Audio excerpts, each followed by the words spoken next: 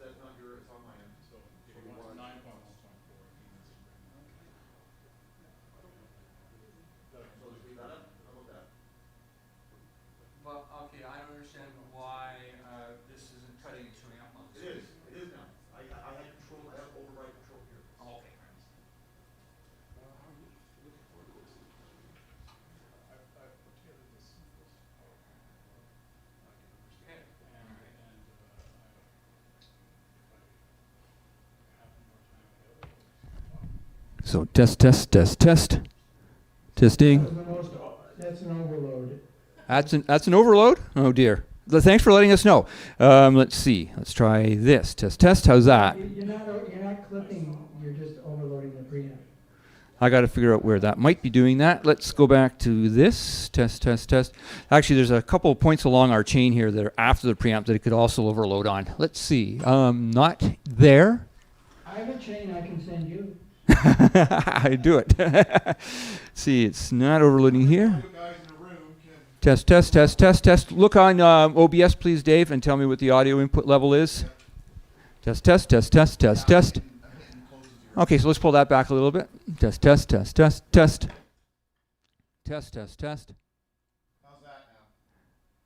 Is that any cleaner there, Bob? Test. Lots of proximity effect. How about me? Well, hey, if there's too much proximity, let's back off a little bit on that. Test. Let's try that. Test. Does that sound a little bit more natural? Yeah, well, Yeah. I don't think he has enough LUFS metering or whatever monitoring on it. Okay. it's capable. Test. The speakers I'm using in my office. But that's what everybody else is getting. So test. Everything's working on the amplification. I mean, if I had a choice, I'd say -3 below 125. Now we're a little bit. I'm sitting around -30 right now. We're getting a little distorted on his back as well. Oh, that's cleaner. Whatever you did. I'm cleaner, but now you're a little bit dirty. We're just going to figure that out. Dave, have a look at that level. Bob, can you just go test 1, 2 for us? Okay, well, let me look at the meter level, see what I'm delivering. Oh, I'm definitely below full scale on the codec. If you talk at that level and at distance, you're okay. If you go a little bit more like that, then we get an override and we can't see where it is. Because we're using. What's the time for all the men to come to the aid of their party? Go into the Zoom microphone setup, because it may be at Zoom that it's happening. On this computer, this is, no, not OBS, Zoom. Sorry. Go into the audio. Go into audio down here, far left corner. Click that one. Go to device audio settings. Now, let's have a look at that microphone input. Bob, could you say something for us? We won't see it. Well, is that any header? So now it's dropping out on us. I'm sorry, that was a. Doing that. I guess you don't get the old joke. I got it. If you had any idea of the state of my mind right now. Okay, so. It's dropped a bit, so that might help. That's my input. I was forgetting it. So yeah, it's coming back, and we don't have any direct control over that, I don't think. Do you hear any echo? Because I'm not using headphones. And We hear no echo. No, we're good. So far, we're good. That can go back up to full volume now, because we're nowhere near. Test. Oh,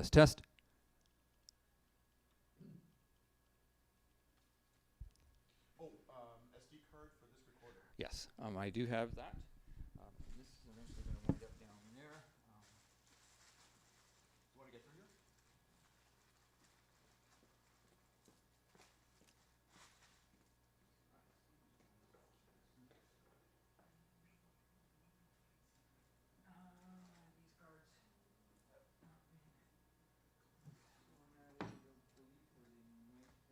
got my studio tan on. It's 100 megabits, doesn't matter. So I can do this. Is that any better? Well, let's get something in it. I have a little silver container. No idea. I'll put mine in. It's okay.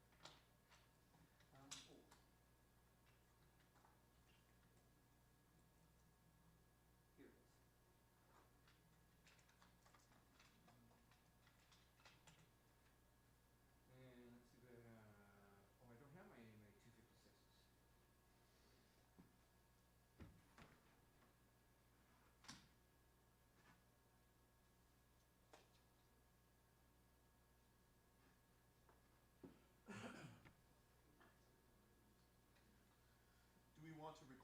OBS at its low crappy.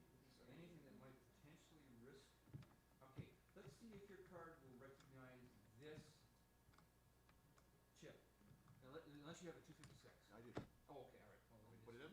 yeah, yeah, the 256, and then, but let's know that we have another card in case we run out of space.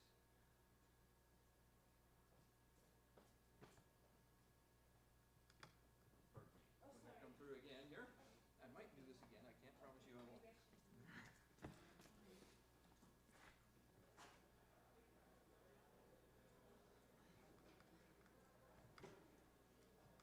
Sounds like people are socializing out there.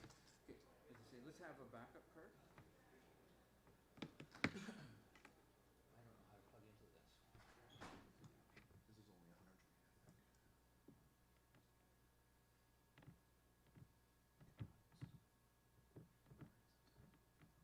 You had a lot of message up there telling you to format your card. Not saying no card. Yeah, let's see if it, I wanna know if it's gonna recognize this is going through an adapter. Okay, so I all of a sudden lost an image. I know you did. Here, I got a 256. Okay, the HDMI came out of the port, that's why it was moving. Hang on. Okay, just hold tight, I've got a 256 in here. Does It's ready to go. It's ready to go. how do you know? Because it says red, record. Okay, all right. So there we go. 44 minutes. Yeah, so let's pick a different, we don't need to put the volume as whereas. That's the lightest it can be. It's the other than proxy. All right, so that was 256, yeah, so let's. Alan, can you hear me? So that's not recognized. I can hear you fine. I just wanted to point out something about your opening remarks as I see written, if you can get closer to the mic. Dave, what would happen? Go ahead, Bob. Thanks. You wrote, there are different LUFS requirements for distribution. No, I didn't write that. Somebody paraphrased something that somebody said that I'd said. What? Okay, No, that's you not. realize- Yeah. You realize that. Yeah.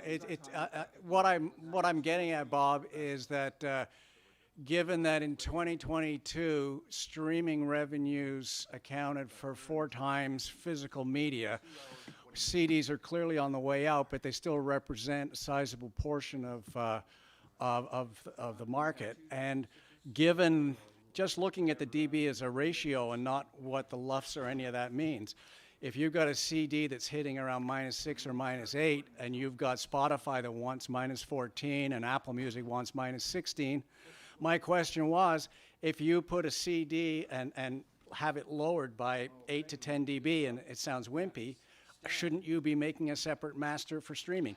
That was essentially my question. Right, my point is that the word wants has to be carefully qualified because the creator is different than the distributor. So the distributor is going to be attenuating and producing. So what the distributor's target is not necessarily what the creator produces. Keep in mind, your use of the word wants is misleading. Yeah, want is, yeah, sure. I don't know that that's a word that I would have used when I called Earl. I said, Earl, are you making more than one master for CD distribution and for streaming distribution? He said, I don't know, it's a good question. Maybe we should do a meeting on it. And that's how it started. I didn't even talk about it, but anyway, I just want to, Yep. to talk about the semantics of the word wants, and in AES PD 1008, we were very, very careful to make a difference between the creator, that could be Earl or you, and the streamer, who attenuates your material. And there's a difference there. They won't tell you what they want. You just have to see what the results are after you produce something that you think you want, and then it comes out. You follow the difference there? Just say test first, please. Hang on. Test, Earl, test. Right on the mic. God, it's proximity, sure. It's proximity effect's going to, hello, 1, 2. Test. I just want to make sure you see my point. I do see your point, Bob, and that's why it was important that you be involved in this, since everything I learned about mastering, I learned from reading your books. Oh my God. Yeah, we just want to make it clear to the audience when we what happened. Yeah, that little paraphrase that went in the last round of emails, I think was maybe a group effort. Anyway, I was as surprised as you to see it. Okay, well, I might have to speak up if there are some ambiguous terminology. Tell him that the audience is here. Beg your pardon? Tell him that the audience is here. He doesn't know. Oh, the audience is here now, Bob, and we are filing in, and I don't know what our time is. Hang on a second, I have a clock here in my pocket. Yeah, 7:17. The audience is filing in, so your remarks are being appreciated by more than a select few. Well, we're doing fine. Great, thanks, Bob. Good to see you. My pleasure. We've got to stop meeting this way.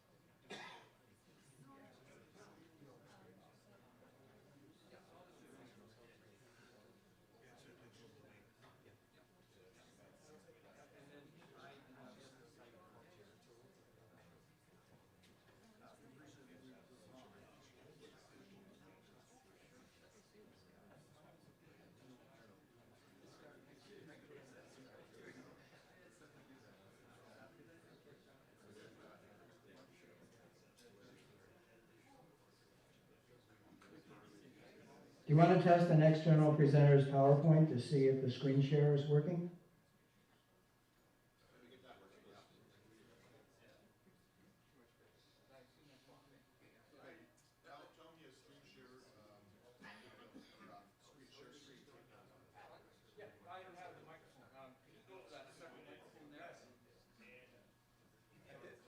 This microphone, Earl?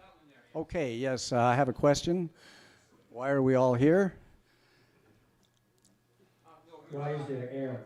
Dave, tell Alan what you want to know. What do you want to know? Tell Alan. You'll ask. Tell them that the screen sharing should be open now. Screen sharing should be open now, Bob. Okay, you wanna just see what I can share? Yes, please. Okay. I came here just to watch. I heard you sucking your teeth. It'll look something like this. Okay, we can see that. We can see that quite clearly. Thank you. Okay. Thanks, Bob. And the answer to your question is every high school gym teacher knows there's air to blow up volleyballs with. I like that Canadian humor.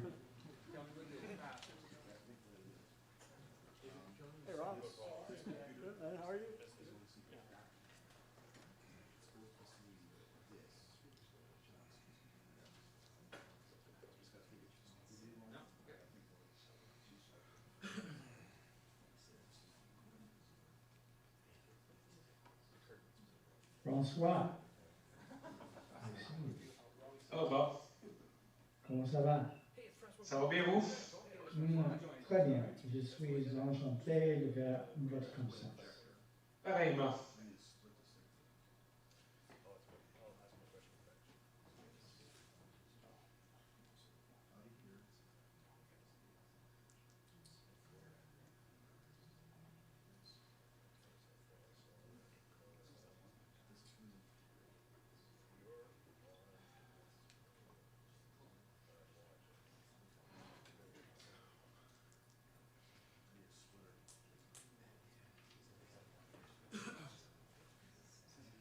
That microphone has a pretty good frequency response compared to most boom mics, François.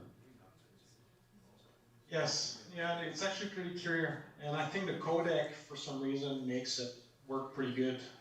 You know, sometimes it switches to like 8 kilohertz bandwidth, but it seems pretty good now. Yeah, not only that, most of those boom mics have a rising high end and a very thin bottom, but this one has relatively good bottom. Yeah, it's just a Jabra. Nothing too fancy, but it works great. Oh, you bought one of those at Amazon, I'm sure. Actually, my employer gave it to me, so I don't know where it came from, but yeah, that would be a good place to source this, I guess. You know, I was just remarking that I've never heard a 58 sound as good as this, so somebody's doing something right. Yes. This is a Sheps Hypercard. And I'm going to bring these to my next orchestral recording then.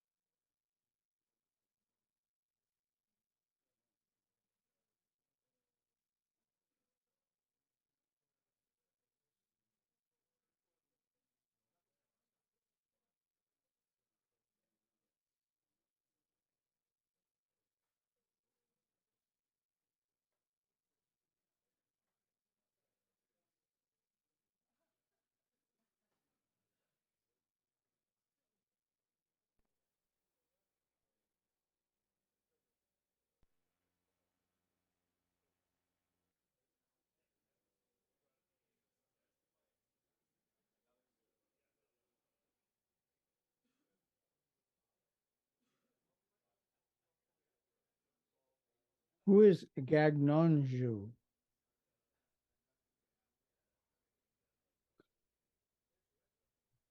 Gagnonju. Yes, Julie Gagnon. Julie Gagnon. Comment ça va? Ça va bien, vous? Excellent, merci. My audio is probably not as good because it's only my laptop. But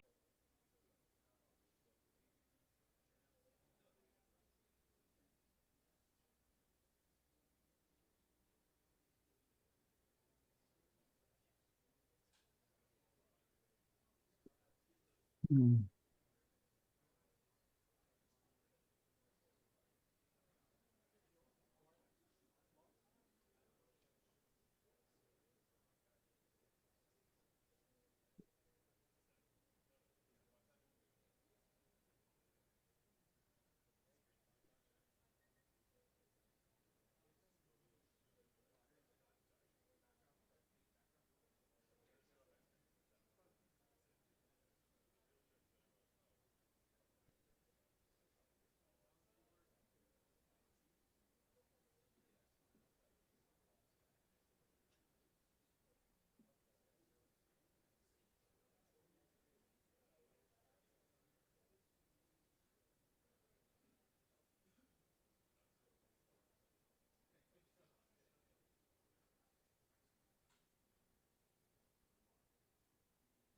Il est 7h30.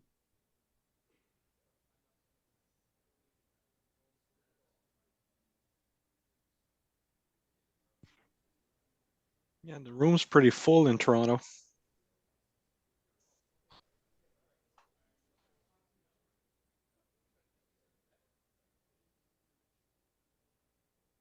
Are you there? How can you tell? Oh, I've got a colleague in the room that sent me pictures, but I'm in Montreal. Okay. Yeah. But you had extrasensory perception. No, but I briefly saw the room also in the AES Toronto feed. So I guess they have a video switcher on site. Mm-hmm.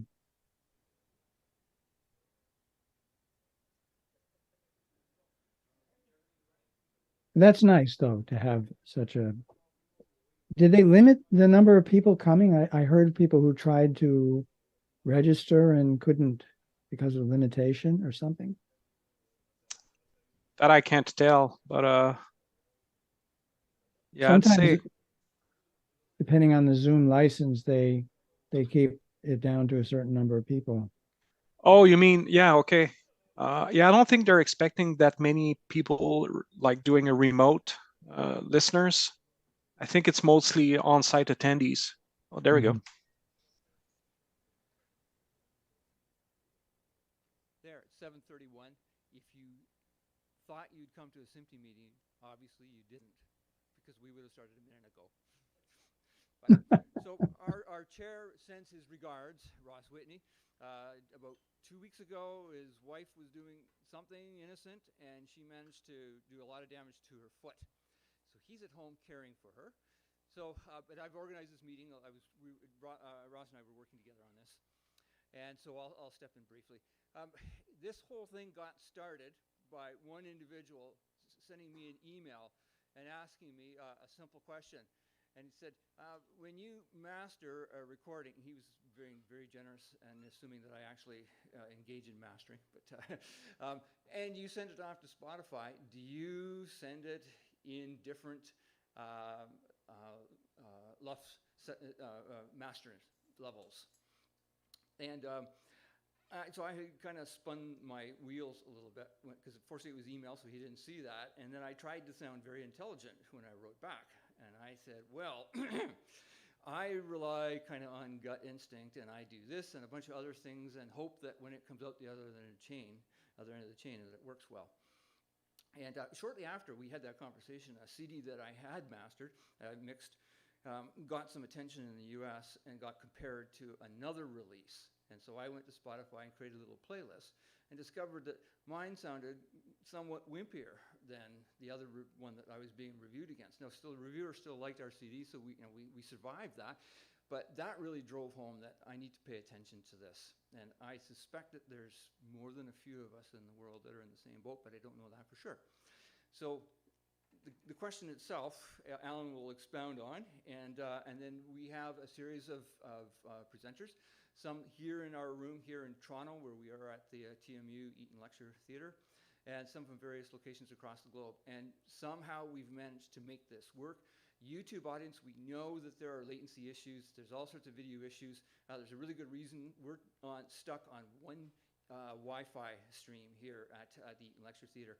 All other avenues to access the internet that we thought we were going to be able to use don't work because we're in basically a steel metal bunker. Anyhow, Alan Hardiman, who's a journalist and an audio engineer himself, well known to people here in Canada, and take the floor. Thank you, Earl. As Earl said, this started with a simple question.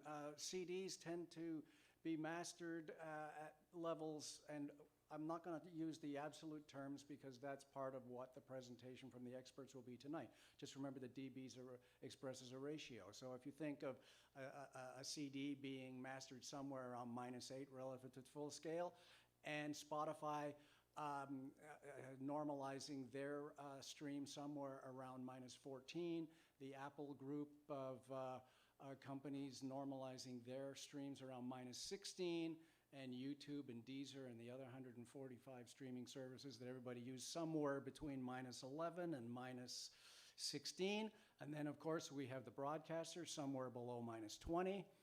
And then, of course, you have international requirements, which we'll hear about for projects such as the Olympics. So this whole issue of loudness and what's expected in the various delivery chains is at the root of my question. If I'm making a CD, I need it to compete with other CDs in the listener's collection, so I'm gonna try to go around -8, -10 if it's a pop record. However, I know that that's going to sound very wimpy on Spotify when they reduce it to the average loudness normalization to -14. Some of the dynamics that I might have put in it aren't there because I was working with a more restricted dynamic range.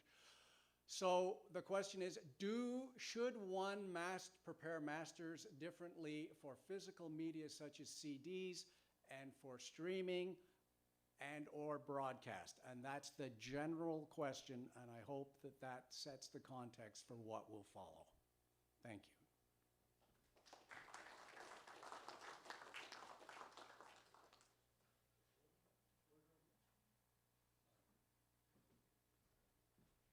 I'm just going to wander up here like I belong.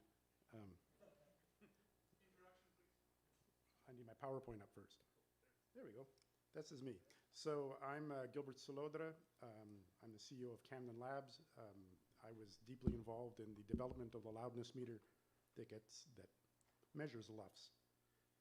So what I want to do is not going to talk like a power user. There's other people here that have used it far more than I have, but I'm going to give you a historical perspective on how the loudness meter was developed way, way, way back when. So you have to dial back to about the year 2000, and the so-called loudness wars were in full force. And the loudness wars manifested themselves in very different ways across different fields. So in music, you had CDs, CDs and vinyl and whatnot, and obviously things were being mastered or recorded differently, and that was part of the loudness wars, but it also was in broadcast and cinema as well, and TV, and for broadcast, both TV and radio. And fundamentally, the biggest problem was that the loudness wars were destroying good audio. Audio was just taking a beating because everybody's trying to be as loud as they possibly could. And it was seen by many that the only solution was to come up with some kind of loudness standardization that could be used. So the first step was we would need to have some kind of standardized loudness meter that everybody could accept and use. So the ITUR, which is a standards body, formed a group, a special rapporteurs group, so SRG3, and SRG3 set out to establish an international standard for a loudness meter. And the idea was, let's start with a mono loudness meter and then build from there. And at the time, I was working for the CRC in Ottawa, which is Communications Research Center, a government lab, and I was the head of the audio perception lab at the time. And the ITU asked me to oversee all of the subjective and objective tests for this loudness meter. So if you're going to try to identify a suitable loudness meter, you actually first need a suitable subjective database that you can then use to evaluate the performance of candidate loudness meters. So we needed a subjective database. And to do that, to get that, we conducted formal subjective tests, and those were done to determine the perceived loudness of a broad range of different snippets, different sequences from different types of typical program material. And then we'd have all these different audio sequences that were used in the subjective database, and we would process them through all of the candidate loudness meters that we would have, and we would use that to evaluate the performance of the different candidate meters. So in a first phase of the study, we developed a subjective test method that was based on loudness matching technique. And again, these were first started off with mono sequences and then moved on to stereo and multi-channel. Oh, there's my cursor. So we have a listener in a room sitting in front of a single loudspeaker, and there was a reference sequence, and that was about a 25-second long clip of a female talker. And the way the subjective matching works is you have the reference signal, and the listener can switch between the reference signal and a test signal, and they adjust, they go back and forth at will as much as they want, and they adjust a volume control until the test item has the same perceived loudness as the reference signal, and then the computer captures what was the levels offset that was required to balance the two, and you do this for many, many, many different audio sequences. And we had many different subjects. So for the first round of tests, we had 96 test sequences. They were all mono, as I said, and they came from actual broadcasts from all around the world. And the sequences included speech, music, ads, which are commercials, and sound effects. We had a total of 97 subjects in 5 different labs around the world. And when I analyzed the data, there was an interlab correlation of 0.98, which is really high. It means everybody was doing the same thing. People were perceiving things the same. So very good result. So in parallel to that, this ITU group, the SRG3, put out a call for loudness meters. So inviting different manufacturers or research centers to submit objective loudness meters. Ultimately, there were 10 loudness meters that were submitted by 7 different proponents. So different manufacturers and, as I said, broadcast centers, et cetera. And many of these meters included very advanced psychoacoustic models.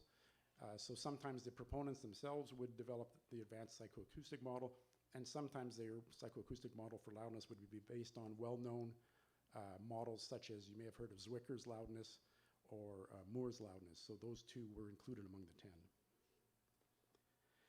And so then all of the audio sequences were processed through each of these meters, and the readings from the loudness meters were then compared against the results from the subjective database. Pretty straightforward stuff. So at the time, here I was developing this subjective database and really evaluating other people's meters, and I wanted to publish an AES paper, so I'm doing all this work, I want to get a paper out of the deal. So I contributed 2 additional meters. And my thinking was, one of these advanced models, these 10 advanced models is going to win. There's going to be patents all around that advanced model. Some company's going to charge a lot of money. There's going to be money to be made. But there might be situations where just a simple loudness meter might be close enough. It may not give you the precise result that these advanced meters would, but maybe this would be close enough. So that was my thinking of creating these simple meters. So one was a straight up RMS. Doesn't get any easier than that. And the other one was a weighted RMS, and the weighting is called RLB, for revised low frequency B curve. And it's very simple. You have your input signal X. It goes through a filter which provides a weighting, so like the RLB, and that gives you the filtered output. And then you sum up the energy and you divide by the length of time, the duration of the sequence. So for those who want, for John, there you go, there's a mathy version. So fast forwarding a bit, we had the subjective database, all the meters were submitted, I processed all the data, all the sequences through the meters, and we had a 2-day meeting in Montreal by the ITU, and the goal was to review the results and to select a loudness meter. So on day 1, and this was an important thing, nobody knew the identity of the meters. So even I didn't know the identity of the meters. They were just called meter A, B, C, D, E, F. And so it was entirely blind. And so you had proponents from various companies, and they had to vote on what they thought was the best meter based on the data, and they might be voting for the competition or not. So that was the most fair way to do it. Now, on day one, we spent a lot of time debating. I didn't want anybody to look at any data until we had decided on metrics. How are we going to choose a winner? Let's have objective, predefined ways. We're going to say, this is the winner if. And then we'll start looking at the data, but let's define the metrics. So we agreed on 9 different performance metrics. And so based on these metrics, everybody went away that evening, had dinner and drinks, and I went back to the hotel room and wrote MATLAB scripts to create these metrics and analyze the data based on these metrics for the next day. So on day 2, we all got back together again. I had all these plots for the different meters, handed envelopes to each of the people in the room with all the data, analyzed, but everything was still blind. It was just meter A, B, C, D, and again, even I didn't know what meter was which. So everybody's looking at, huddled in their different groups, and they're looking at these graphs, and they're trying to infer what might be their meter so they can vote for their meter or whatever. I mean, let's admit what they were really doing, come on. No, they were looking at the data and assessing it with the matrix. So while everybody was doing that, I'd already stared at the graphs all night. So I thought, hey, I wonder how my 2 little meters are working, because my benchmark meters, that might be interesting. And as I looked at the data, I said to the chair of the meeting, who's Craig Todd, who is CTO of Dolby, we have to stop the meeting. And Craig goes, are you crazy? And I said, trust me. Oops. It's not you. Oh, it's not me, it's you. Something like that. Anyway, so we did stop the meeting, and I pulled Craig aside, and I said, I got to talk to you for a minute. The problem is my simple meter outperformed everyone else. So if you look at what this data is, each dot here is one of the 96 sequences. This is what the subjects, in actual human beings, thought that the relative level should be, the relative loudness for each of these sequences. And this is what my simple meter found that the loudness should be. So it was predicting for all 9 of the different metrics we had that we had evaluated, it was first place in all 9. So as you can imagine, there was some vivid conversation in the room, and ultimately everybody agreed to adopt the RLB meter as the international standard. And on the spot, I decided to make it open source and royalty free. And I think that went a long way. Well, that ended up costing me a ton of money, I found out. But I thought it was, at the time, it was a big impetus for it to be adopted and used worldwide, right? Oh, thank you. I'll pass the hat around later for. So remember, this was a mono. Oh, I'm gone again. There I am. So remember, this was a mono version of a meter. So I extended it to stereo and multi-channel, and so we needed to expand the subjective database, and so we ran another 2 rounds of subjective tests with mono, dual mono, stereo, and multi-channel sequences. And so we had a total of, at that point, of 336 different sequences that in our subjective database, and this is how the meter performed for all of those combined. So the different colors are from the different data sets. So again, the performance is very good under all these conditions. If you remember the little diagram I had in the equation, you took an input signal and then you process it through a filter, which was the weighting. This is the weighting. It's actually 2 different filters. Both of them are very simple. They're just second order.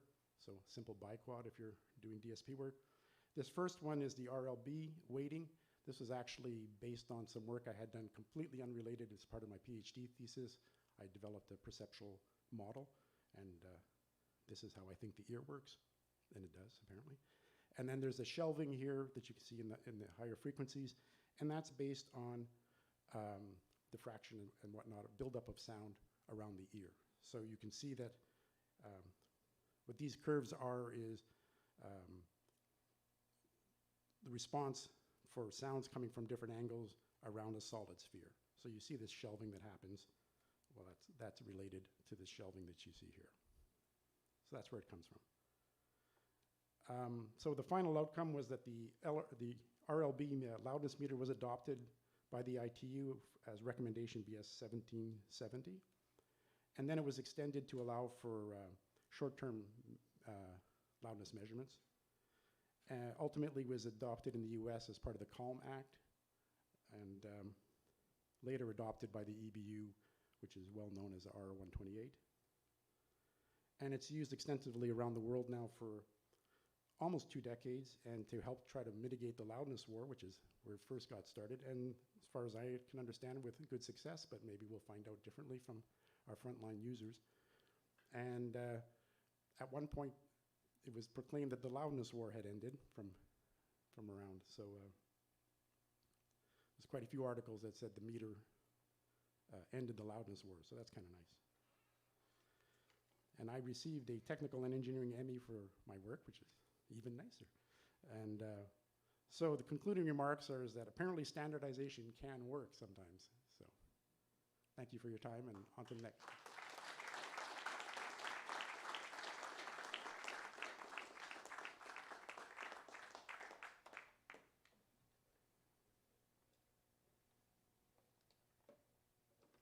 Who's next? Okay.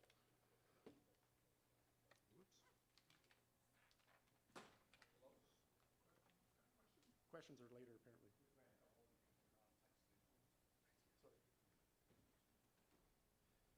Thank you, Gil.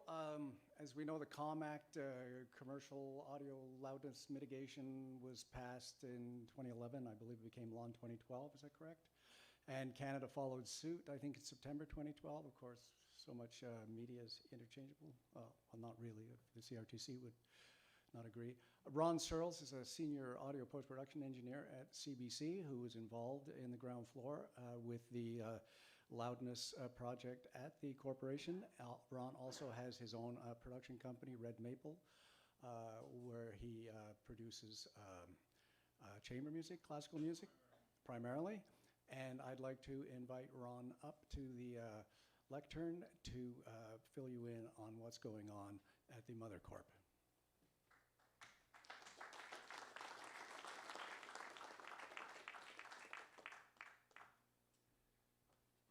Please.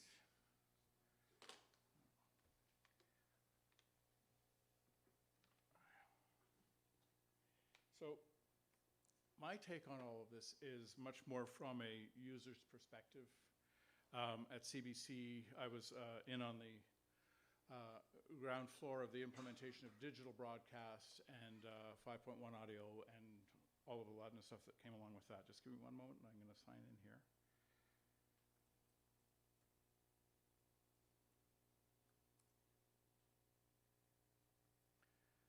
Okay.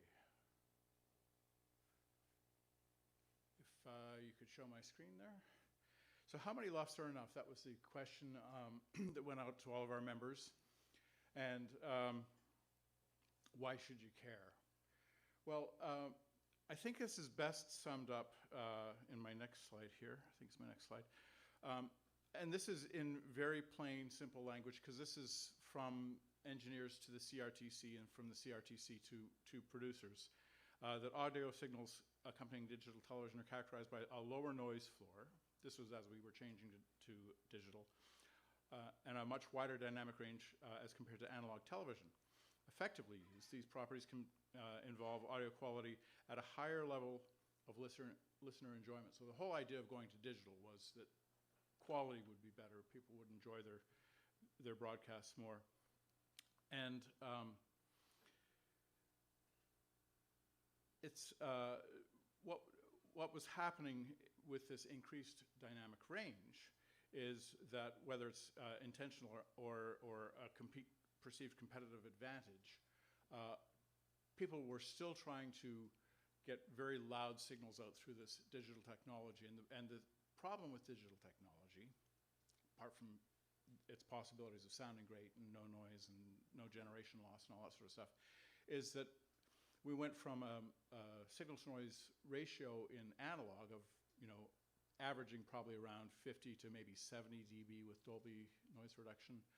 And all of a sudden, we have broadcast signals that are now at 16-bit, 90 some odd dB, at 24-bit, up to 144 dB in theory. So it's a huge difference in dynamic range. And what we were finding was that if you switched from one channel to the next, or if you had stuff coming in from one program to the next, the change in level would be enough to either make you jump out of your seat or reach for the volume control to turn it up and down. And there was an interesting study done by, I think, probably partly by you guys, also by Discovery Network in the States. And they found that if you were listening to a program and the level suddenly dipped by as much as 7 dB, you might reach for your volume control. But if it peaked by as little as 4 or 5 dB, you'd either reach for the volume control, switch the channel, or turn your TV set off. And this is actual data with multiple tests that came to this. So that was a general problem that people were facing when watching digital broadcasting. But it came to a head when all of the advertising companies and ad producers were trying to pump the level to the absolute maximum level, and that would be inserted into a program that was at a much more reasonable, sort of TV mixing or film mixing level, considerably lower, and it could be a difference of 10, 12, 15 dB sometimes. So in the United States, they first dealt with this with the COM Act, as we heard about earlier, and Canada was very quick to follow suit. So this, from the CRTC, is dealing primarily with advertising loudness, but also with the station-to-station and program-to-program loudness. So we decided to go with a standard across the board of -24 LKFS. LKFS is the weighted loudness spec, not to be confused with the old-fashioned meters of 0 VU and that sort of stuff. And Julie's going to talk about that a little bit later. And a maximum true peak of -2. And does everybody know what true peak refers to? So it's the intersample peaks that may be higher than DBFS, and we have ways of metering that now. And so these are how the standards work. Now, if you hit this, all of our broadcast chains, and Julie will get into how the CBC broadcast chain is set up, and Michael Noonan will probably talk about CTV's broadcast chain. But the idea with the broadcast chains is when they're properly set up and you hit that target integrated loudness, nothing changes on your mix. That's the ideal thing. It will just go through the broadcast chain. There won't be any dynamic range control. There won't be any limiting. The mix that you did in the studio is the mix that people will hear on their TV set. So it should pass unchanged. But if you make your mix too hot, thinking, oh, I want my mix to be hotter because it's a hot music show and it's going to sound great, or if you have a scene that's way too low because you want it to be like, it's a sultry bedroom scene or something like that, it can be hit by dynamic range control at the user end and also at the television end, at the broadcast end. So this is the standard dynamic range curve used in the Dolby receiver. And the kind of curve that it has is determined by the metadata sent out by the broadcaster, but the dynamic range control is actually done in your set-top box or in your home receiver. So you can see in this center area here, if you hit that area there, you're going to have a linear signal transfer. There's no compression, no expansion, or no boosting of the lower signals. But if you get beyond that range, you'll hear dramatic differences to the dynamics in your mix, and it won't sound anything like the original mix. Now, the Dolby dynamic range control is actually pretty good, but it's not something that you have any control over, and depending on what dynamic range curve the broadcaster has chosen, it could be much more aggressive than some other broadcasters. So again, if you want to avoid changes to the dynamics of your mix, you want to hit your -24 integrated loudness. Now, in addition to that, because broadcasters were so terrified after the law was passed and they had to hit that target of -24, regardless of what program came through, a lot of broadcasters slapped on the output of their transmitter or on the output of their signal chain additional level control that pulled up all of the quiet stuff and crushed all of the loud stuff, so that you'd have a meter that was basically just sitting in one place the whole time. And I can tell you from having spent years mixing the Ron James show, there's nothing more ridiculous than having Ron James tell a joke that's just a little bit funny and a couple of people are clapping in the audience, but because he's stopped talking and everything's quieter, the audience suddenly is at full level and it sounds like an uproarious response to a pretty tame joke. And vice versa, massive audience response to a really funny joke, and if it gets passed through that same control, all of a sudden the audience doesn't find it as funny as it should be. The same thing applies. I remember when we were testing various dynamic range controls at CBC, I had a mix from a documentary that I had done where there was dialogue, dialogue, dialogue, and then went to a quiet scene and you looked at waves way down below about 100-foot drop washing up on shore, and they were just gentle little waves. And with certain settings on the dynamic range processor, when the dialogue stopped, all of a sudden it sounded like a tsunami was coming over the top of the cliff. And it was nothing like that in the original mix. So this is the difficulty you run into with these dynamic range controls. I think most broadcasters now have a lot of this stuff sorted so that if you are in the target range, and Julie and Michael will talk about this more, if you're in the target range, -24, you don't try to push it one side or the other, you'll get a pretty good representation of your mix at the listener's end. So again, hit your target loudness. Now, if I have time, I'll continue talking about a few other things here. Streaming services have kind of come out like the Wild West. They're all over the map in terms of their target levels. Originally, there weren't any target levels, and it was just kind of arbitrary, and you'd have these ridiculous swings in level from one piece of program to the next, and then you'd have ads pumped in by Google that were suddenly like off the charts again. Not a great listening experience. So all of these streaming services, and this is just a representative of the most well-known ones, have a target loudness.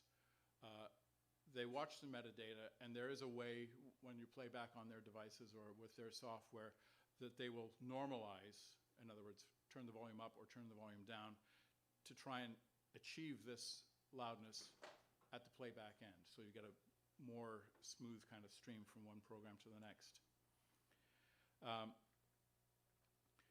Now, if you're mixing for broadcast and it's going to digital streaming, this is a problem we run into at CBC, and it's kind of like herding cats to try and get everybody to follow the standard.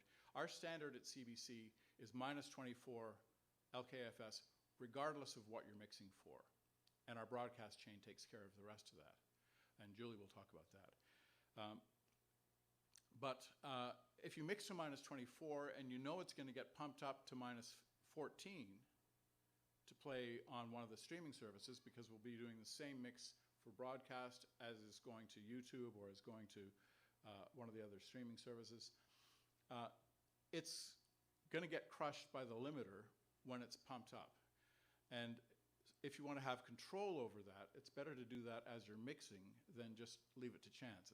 It's not going to, hopefully it won't distort if it's going through the right processing. But if you can mix to a lower target in terms of your true peak, you'll have a better result on the broadcast when it goes to YouTube, when it goes to Facebook Live and all of these other things. So general rule of thumb is find out if it's in fact not just going to broadcast, but it will also be redistributed through YouTube, through Facebook, through whatever other channels there are, find out what those target loudness levels are and target peak levels are, and adjust your peak level as you're mixing so that hopefully your one mix won't get destroyed when it goes to other places. That's my own personal experience and recommendation. Yeah, so when your mix gets scaled up, it won't trigger the peak limiting on whatever device is doing the scaling. Music is a whole different kind of thing, but a lot of the same principles apply. Earl, am I still doing okay for time? All right. I'll okay. So the thing with music is that you have so many targets. Again, you've got all of these different potential loudness levels for streaming. In CDs, if you're mixing for a CD, typically most of your competition out there is going to be -14 to -8 LKFS or LUFS. Some even hotter depending on the genre of music that you're mixing. Classical will probably be quieter, you know, -20, -22, something like that, depending on how dynamic the programming is. But you still want to be able to hit through your streaming service, and I think Bob is going to talk about this much more later on. You still want to be able to hit something with your streaming service that makes sense. So if your primary target is to be on Spotify and that you know that your biggest market is there, you might think about a dynamic range that's a little lower than if it's just going to be for you know, Sony Entertainment or, you know, one of these other services. But nobody has the time to do, you know, like 14 different mixes at 14 different levels for distribution with 14 different peak settings and final output settings and all that kind of stuff. So you kind of have to find a good average for most music mixes if you're releasing to the public. So software to the rescue.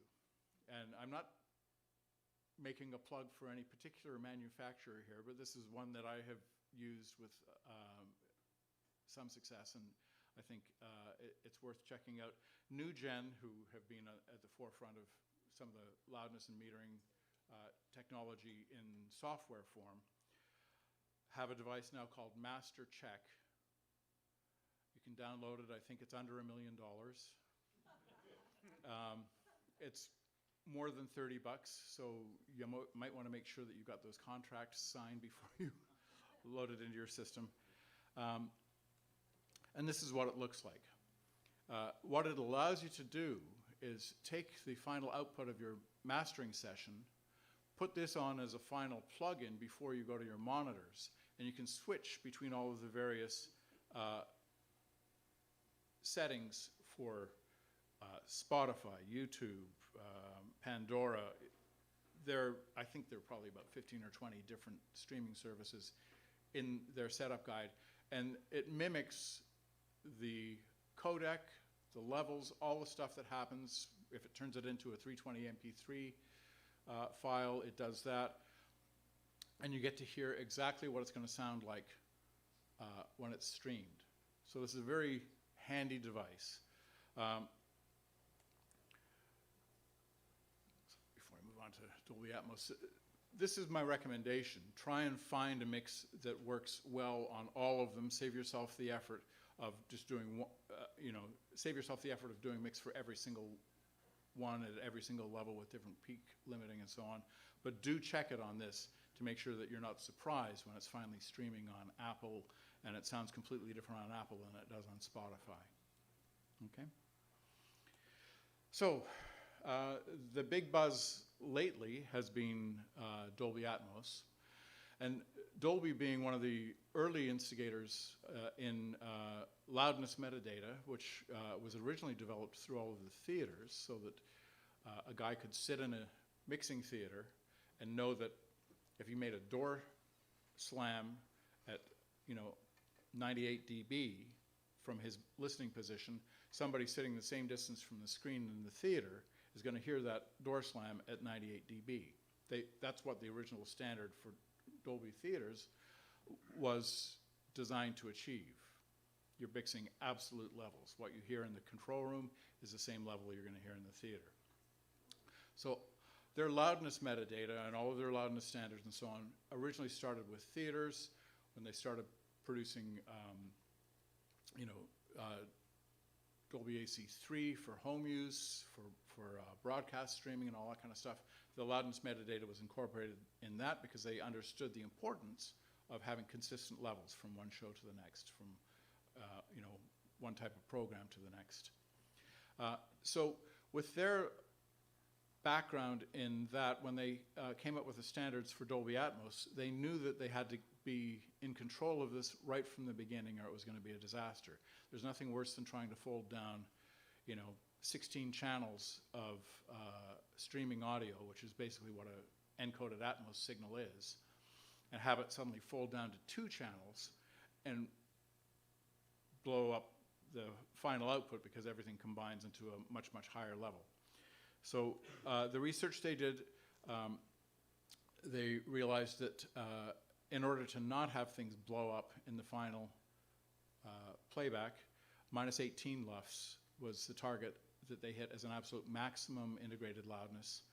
And in their binaural settings and in the receivers, like your Dolby decoder when you play it back on your receiver at home, it has built in a limiter for headphones, for stereo mixes, that kind of stuff, that will kick in if it does happen to go beyond a certain point. But you don't really want to hit that limiter if you can avoid it, because it's something you don't have a lot of control over.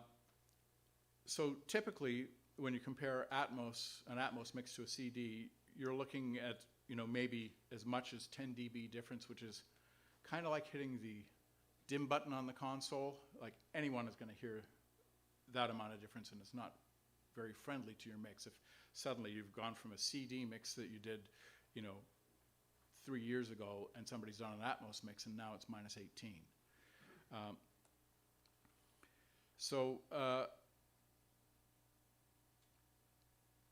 When you're mixing in Dolby Atmos, one of the first things you need to tell your client is -18 is the target, can't go louder than that. It's going to be quieter until it gets streamed and the level is taken care of by the loudness normalization. So here we are, Atmos versus stereo streaming. These are the targets for Tidal, Spotify, Apple, who all do Dolby Atmos. And the Atmos streaming is -18, so it's quieter than all of the other standards. But at least it's not 10 dB we're talking about now. And then if you go to Apple, I think Apple has probably done one of the better jobs of this, and I think, again, Bob Katz is probably going to comment on this later. One of the great things that Apple does is not only do they, on their devices, they make the loudness control a default option. You can turn it off, but for most streaming services, you're going to want it on so that you don't get blasted by some material and other stuff is too quiet to hear if you're driving in your car. But the other cool thing that Apple does is they have 2 different metadata streams. If you choose to stream things one song at a time on a playlist, it uses metadata for that song as a single. If you choose to stream an album, it takes the metadata for the album and forgets about the song to song, and so that the natural dynamic progression through the course of the album, the quiet songs will be quiet, the loud songs will be loud, and they retain that. And this is one of the great things about Apple, is that they think about this stuff a lot and do a really good job of it.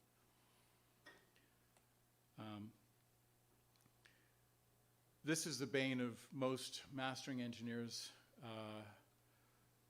when they're given stuff from, it's also the bread and butter, but when you're given stuff that is already crushed before it even comes into your mixing studio, then most mastering engineers will spend some time trying to restore dynamics or do stuff that makes it sound like the dynamics have been restored. And the same thing comes when ads are streamed from indie ad producers. Often they're either much too loud or too quiet. They're all over the map. So we try to mitigate all of that stuff. So that kind of covers, from my perspective as a user, the various types of streaming loudness and CD loudness and so on you're going to run into.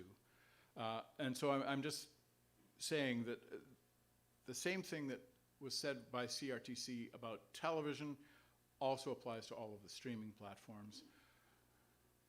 If you can hit the target,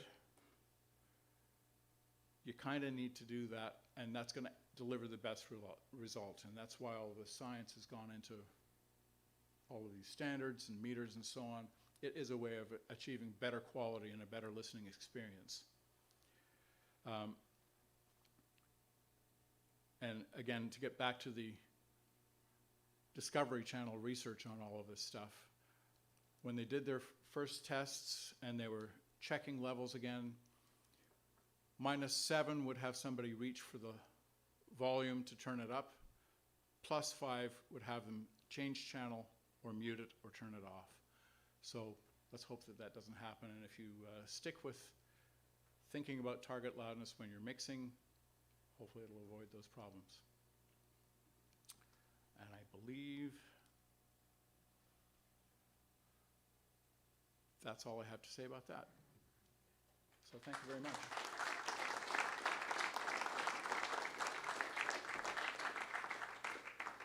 Questions almost answered. Oh, good.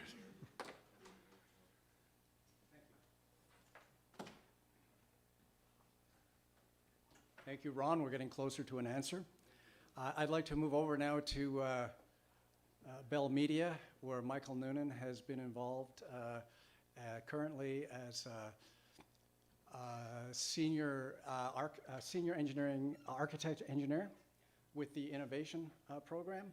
Let me get that correct here. Yes, senior enterprise architect with Bell Media Network and Technology Services Strategy and Innovation Team.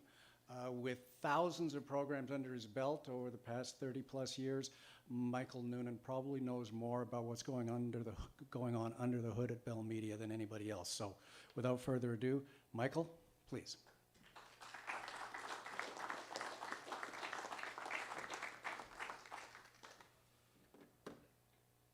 Good evening, everybody. So lovely to be back with Toronto AES. When Earl emailed me several weeks ago asking me if I would contribute tonight, I thought, loudness? Are we still talking about loud? Oh, shit. Yeah, I guess we are still talking about loudness. Congratulations. I mean, I think at some level, at least in broadcast space, I feel like I should be standing under a big banner that says mission accomplished, like George W. Bush on the flight deck of an aircraft carrier. You know, we're just more than a decade into the loudness era. Calm, et cetera, was referenced.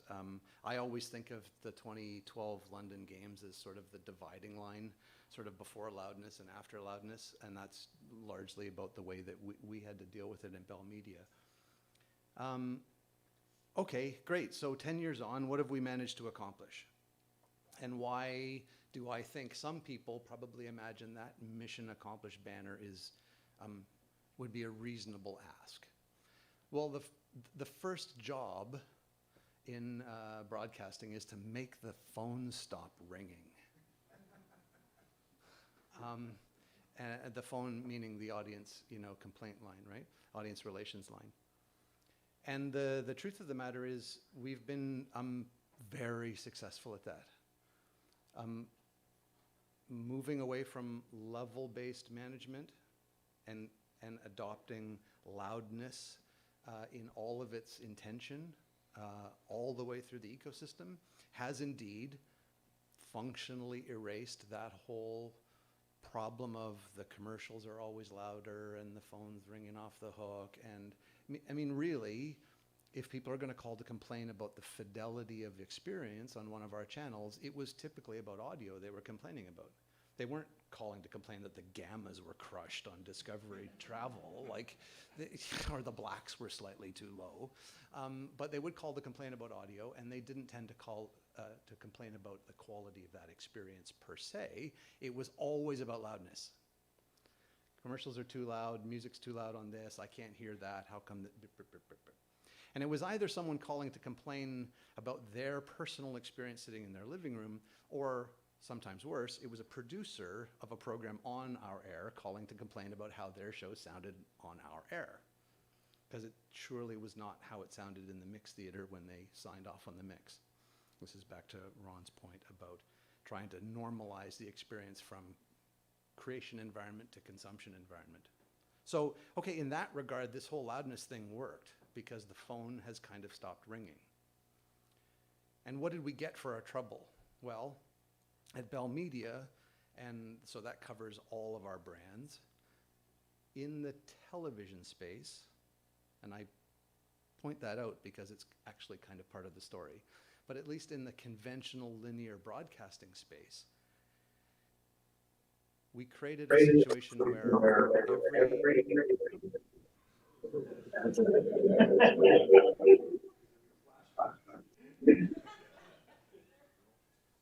wow, okay. Where everybody in the company was listening to the same thing, looking at the same thing, using the same language, and using the same workflow. So that meant that for the first time ever, everybody was looking at the same meter. That had never happened. Not just the same kind of meter informed by the same algorithm or math, thank you very much, by the way, I mean, truly, but like physically the same meter. So why was that a big deal? Well, if any of you have spent any time in the broadcast space, you'll know that it wasn't that many years ago where you can imagine what the response would have been if I'd gone into my boss's office at any given day and said I wanted him to buy $10,000 meters for every one of our audio mix rooms. I mean, there would have been some bad language used. And I wouldn't have got the $10,000 for one room, much less all of the rooms. I certainly wouldn't have been able to convince someone that on the basis of saying that we're taking a big chunk of our ecosystem, and by that I mean anyone who created content in non-real time. So we're really talking about editors, right, and post-mixers, et cetera. Anyone who's not making live television but is creating content. They have a really simple workflow. It's magical to talk to a video editor now and train them about this stuff because you're essentially telling them, trust your ears. Now, in truth, many of them back in the day, 10 years ago, got told, hey, guess what, guys? Good news, you can ignore your meter now. Well, but video editors have been ignoring their meters since always. So that was not actually the right way to say it. The right way to say it was, don't look at your meter while you're cutting. Cut the story, mix it, make sure you're happy with it, then measure it and scale it to the target and make sure it's still good. And in general, you're never moving more than a few dB, right? And that was the other learned experience, that with a consistent monitoring experience across the range of environments that we create content, so from the smallest of little news edit suites all the way up to a big Atmos mix room and everywhere else in between, if everybody's listening to the same quality loudspeaker, that was revolutionary, and it wouldn't have happened if it wasn't for loudness, because loudness opened the door to having a conversation about giving people the right tools and then telling them to trust their instincts because the tools would back them up. And that's actually what the story for most content creators, when it, who are not live television practitioners, that's what the story was and still is today. For live, it was a little bit more challenging, of course. But hey, look, we did do all of that. We don't worry about commercials anymore. We don't even talk about ingesting them separately or differently or pre-processing them or any of the nonsense that we went through for years and years before loudness. So we got rid of all those nasty brick wall limiters. We got rid of drawers full of tech specs for every broadcaster and production company on the planet. And every time we would produce a series for Discovery Canada, and then we're selling it around the world, I mean, it was a full-time occupation for our distribution folks to make sure that something that was coming off the shelf was going to meet the tech spec from, you know, random foreign broadcaster 432.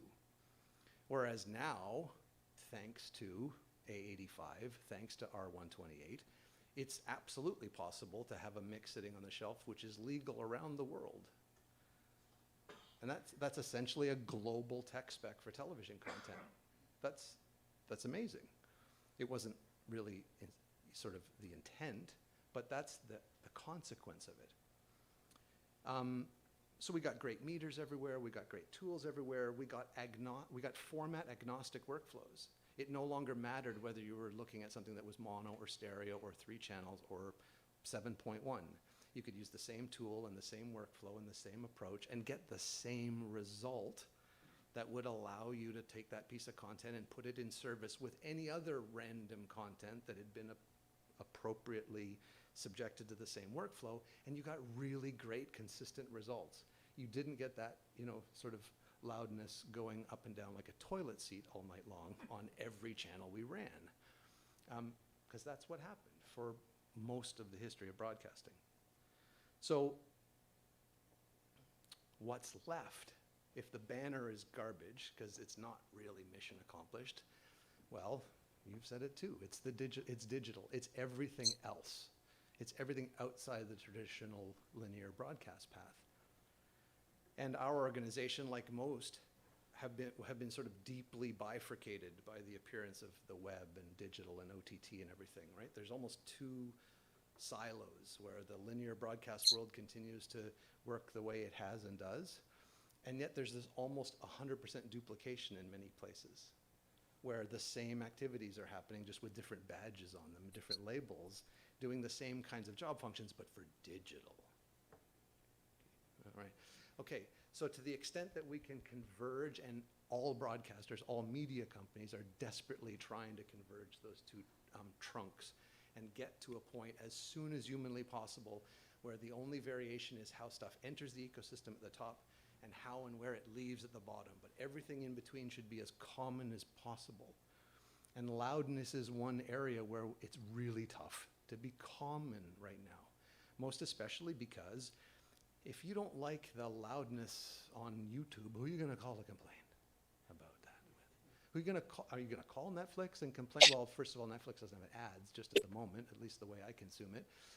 I suppose that on an ad-supported service, if the commercials were suddenly too loud, they'd be subjected to the same audience relations haranguing that we used to traditionally get.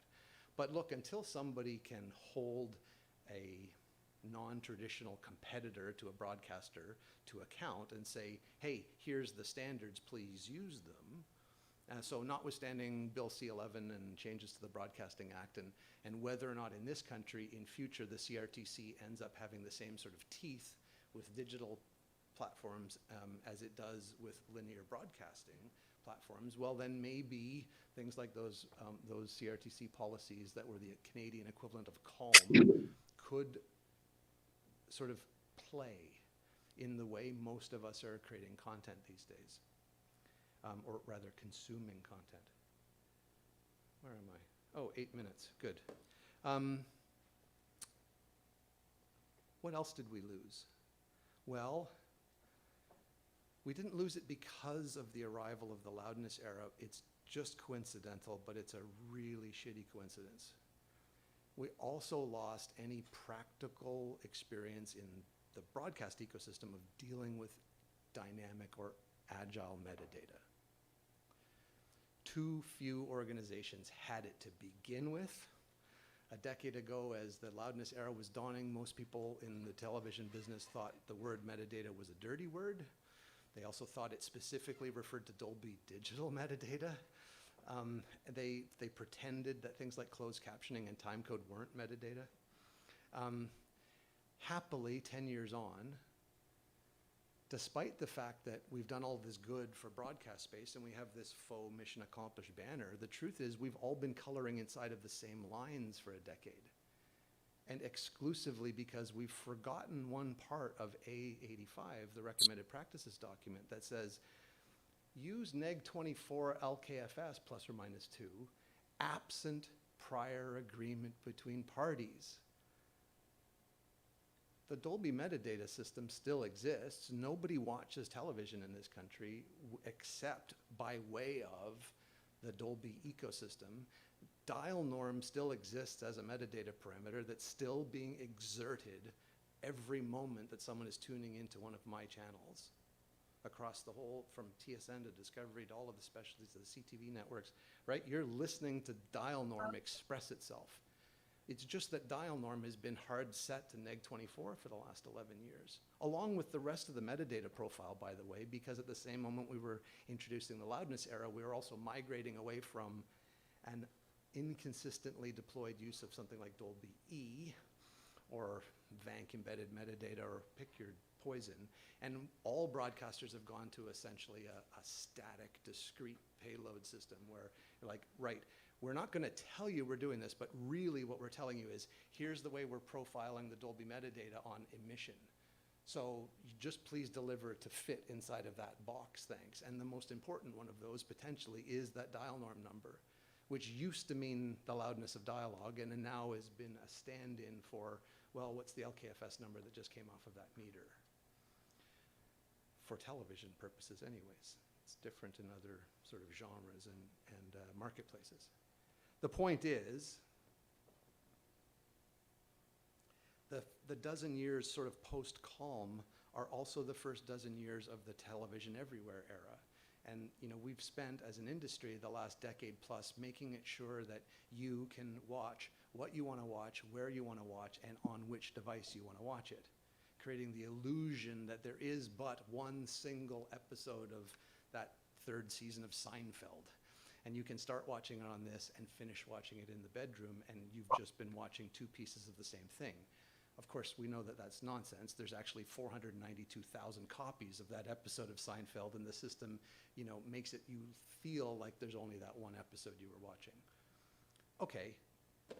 The point is, we handled what you wanted to watch, where you wanted to watch it, when you wanted to watch it, how you wanted to watch it, but we didn't yet have the capability of figuring out whether or not the how in your decision making, meaning on what am I listening to it, for instance, how should that change my experience? And in other words, so can the quality of my experience be informed by the choices I make about the device that I'm going to use to consume this content, and in fact how I'm actually listening to headphones, loudspeakers, et cetera, et cetera. The trick to all of that is going to inevitably have to do with metadata. Whether or not it's Dolby metadata or not is largely immaterial. Happily, in the last decade, while the audio community in broadcasting has forgotten about dynamic metadata, the rest of the industry has been inundated with metadata. And so now now it's just presumed that there's truckloads of data sort of moving in parallel with the payload.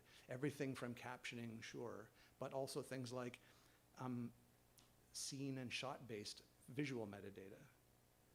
Firstly, to govern things like dynamic range, so that you can tune into a program that's being offered in HDR 10 plus, let's say, but you have a standard dynamic range television.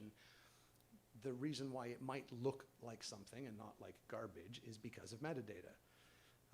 There's a whole raft of it, and especially now with this whole metaversey, VR, XR, AR nonsense, tracking metadata and whole hosts of other very tightly synchronized data points are now sort of flying about along with that principal video and audio payload. So in the coming years, when we tackle, because we most surely will, how to get that mission accomplished banner to equally apply to everything that happens on the digital side of the equation, the answer is almost certainly going to be some kind of metadata, because the answer will not be let's master twice, because we're trying to undo mastering twice. We're trying to specifically get away from doing it twice, archiving it twice, caring about it twice, storing it twice, et cetera, et cetera.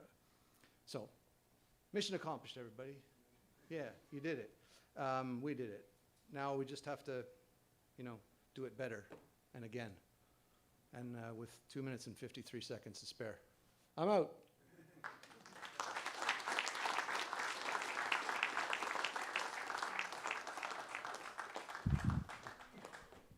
Thank you, Michael. It's entertaining, informative, and wonderful. I would like to round out our broadcast payload here by going to Montreal to, are we good to go to Montreal? Do you hear me? Yes, I can hear you. Julie Gagnon, Excellent. who is a senior engineer at CBC Radio-Canada Broadcast Engineering Services, and Francois Goupil, who is project coordinator at Radio Engineering. So to Montreal, over to you. Okay, sharing my screen. Wait a second. Slide, range, view, slideshow. Okay, so do you see my screen, everybody? Yes? And do I speak loud enough? Okay. So good evening, everybody. What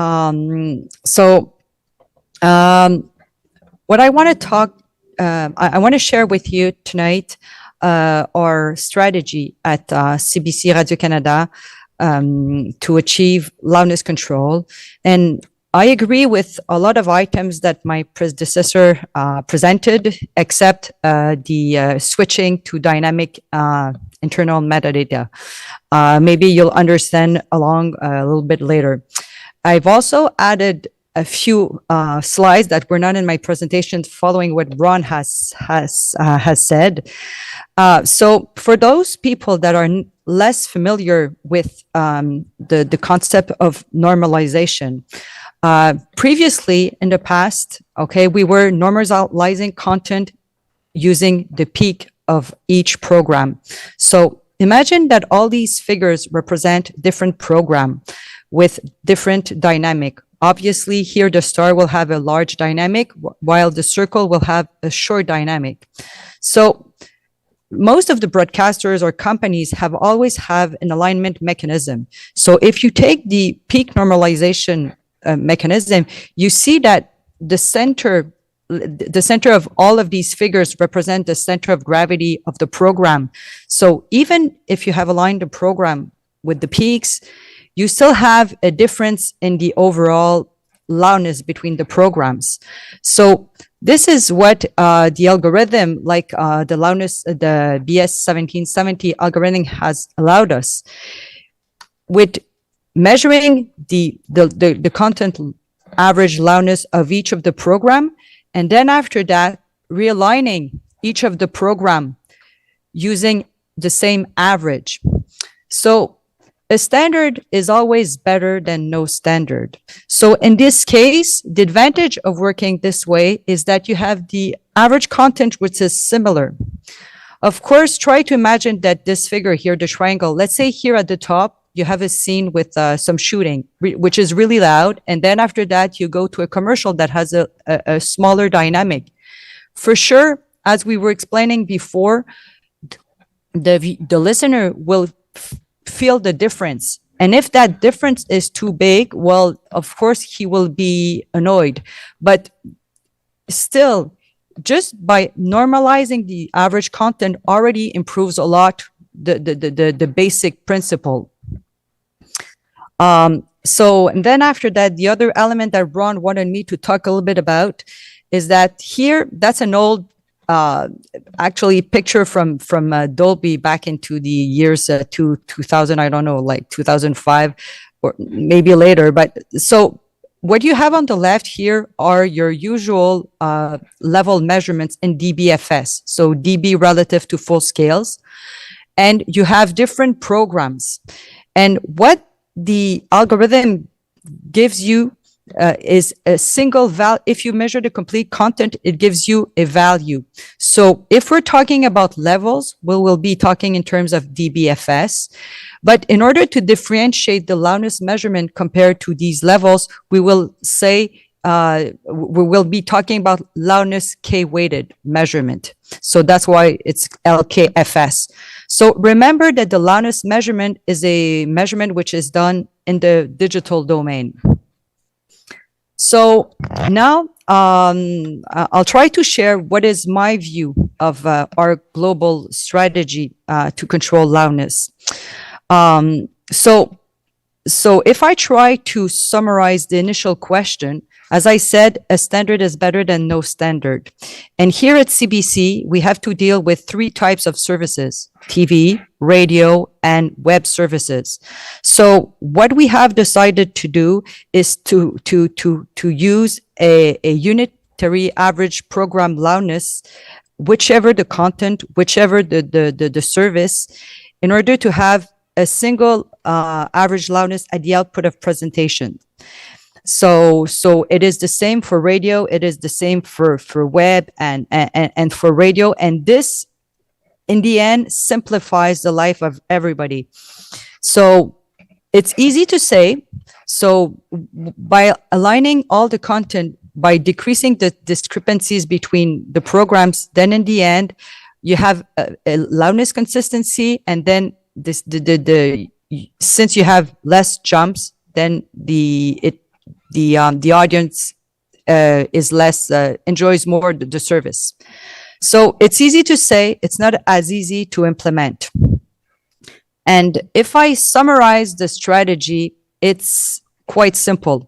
What we have been involved in everything that Gilbert was mentioning initially. We were involved in collecting some of the data, in initially participating in the discussions and the loudness meters development, the ballistics. So what we did at CBC Radio-Canada is take some elements of the various standards that existed. So there's, of course, the international standard, the algorithm BS 1770, but at one time, there was EBU that has some measurements that were interesting. And then obviously we had also the SIMT, the SIMT recommendation, ATSC, sorry, A-85. So we did a mixture of all what interested us in all these standards, and this is what is our global strategy. So one strategy for all services. And it's quite simple and it's quite logic if you think about it. So I'm looking for my mouse. Okay, here. So the best place to correct loudness, it is at the production stage. If you produce it correctly, you will not have to modify or to correct it later on. Then after that, you need to do some sort of quality control of your content. And if you're consistent with the whole logic, you will correct what's wrong in order to align it to have it to a correct average. So this means that when all the content arrives in presentation, if you have to share between services, for example, send content from TV to radio and vice versa, or to web, well, all the content is at the same level. And then after that, what we need to do is adjust the distribution. And at this stage, we will see that. So Radio-Canada has decided to change its level on the web services. But let's start with the internal process, and then after that, I'll quickly talk to you about the distribution. I hope I have enough time, and I'm not talking too fast. So what I want to share with you is that we're all saying we need to hit the target -24 for the program. So how do we practically manage to get the content to hit that overall value? Well, first of all, we need to have the correct tools. And this means that we have to avoid using VU meters and PPM meters because they are level measurements. They are not loudness measurements. And then after that, we need to be conscious that in any company, in any media company, there's some sort of workflow, and we need to understand what is the mandate of each of the components of this workflow. And they might not require the same type of metering tools. And what answers that question is the loudness integration times. And often this element is avoided. So the first metering measure that we need to do, and it's not actually a loudness measurement, is the true peak measurement. So you want to make sure you're not clipping the content. And so the BS 1770 gives you what's the specs to in order to achieve true peak, and it's actually by using 4 times the sampling frequency of the content. Then the next element is loudness. So since the beginning of the session tonight, we haven't said what's the approximate time a human being takes to feel the loudness. And so the average delay is approximately 3 seconds. So after 3 seconds, we're able to judge, is it loud, is it soft, and make a decision in that function.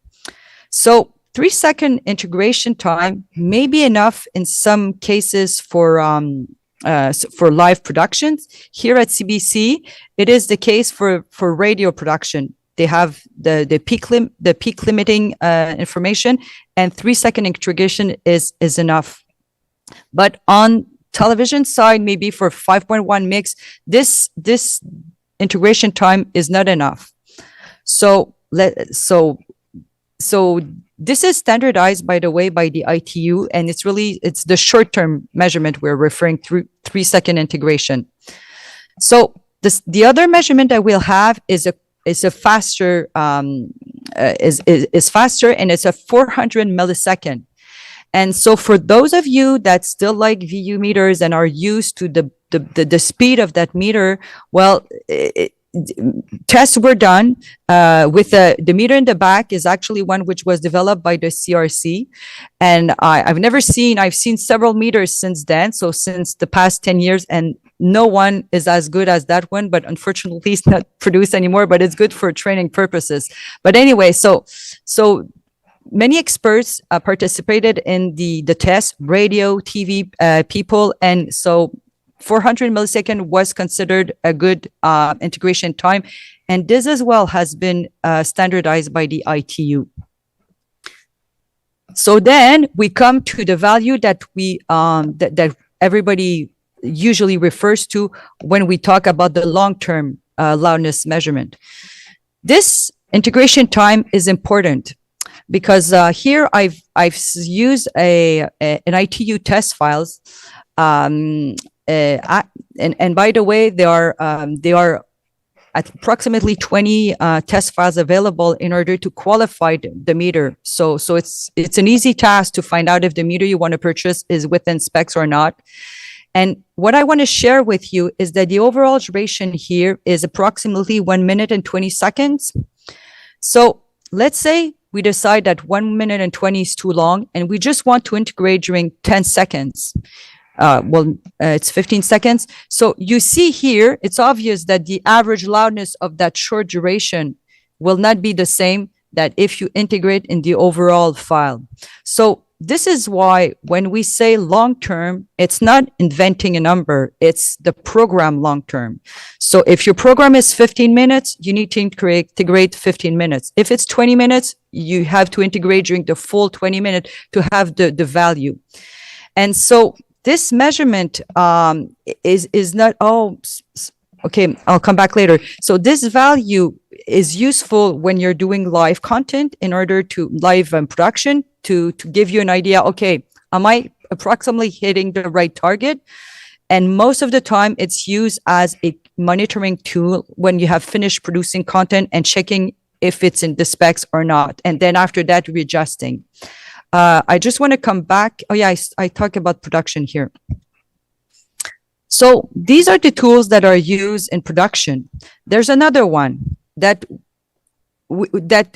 people might understand. I'm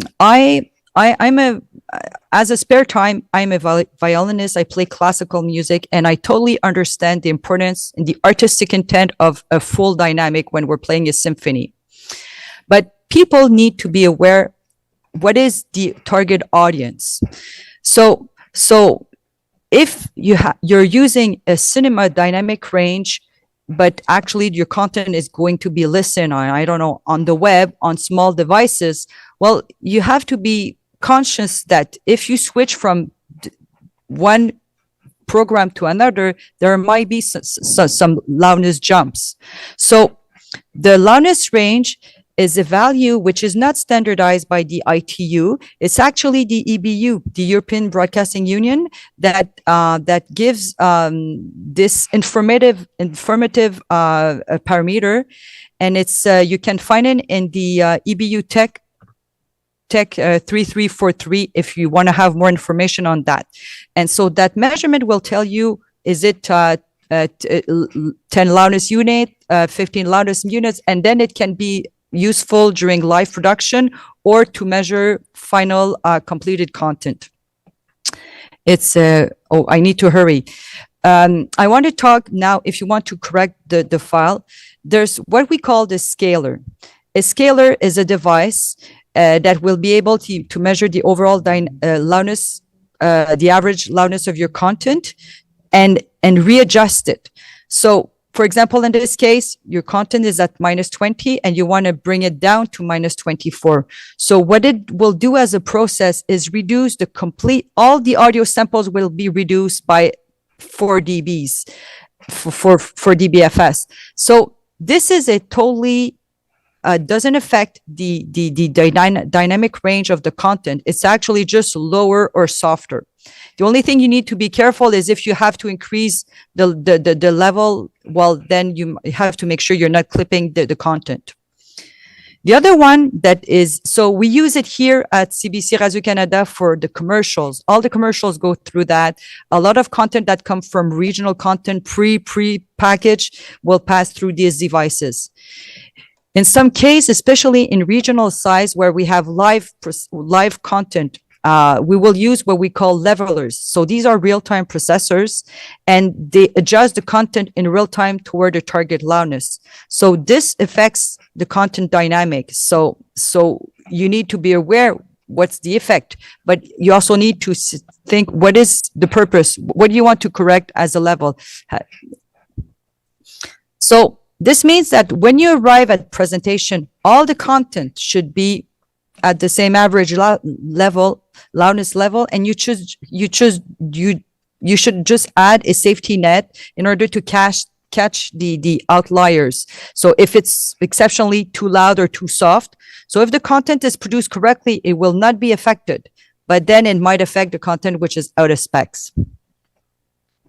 So I said I wanted to, do I have time? Because Francois, it's 50? Okay, I'm fine. Okay. So now that everything is produced at the correct level, we have to think about what's the distribution purpose. So for television, my colleagues have spoken to you before, and we are working in a fixed metadata environment, and indeed the dial norm is encoded in the encoder. So at CBC Radio-Canada, we decided that we did not want to be tied up with Dolby E where we had some fees in order to buy each of the equipment, and that's the decision we took to go in an open free standard. So that's pretty straightforward. So you enter the dial norm in the encoder, and then at the end, the content is adjusted. Now, I want to talk to you a little bit more about the radio, the radio. There's a particularity in radio, is that the content needs to be modulated, FM modulated, to be transmitted on air. And there's a processor that does that. And so that processor is the device that will modify the content. And often when we are talking about radio channels, we're talking about the color of the sound, the color of the station. Okay, that's louder, that's softer, has more dynamic or not. And so it's that device that does that exercise. And this, then after that, the exciter modulates the signal toward a central frequency, and we deviate the signal.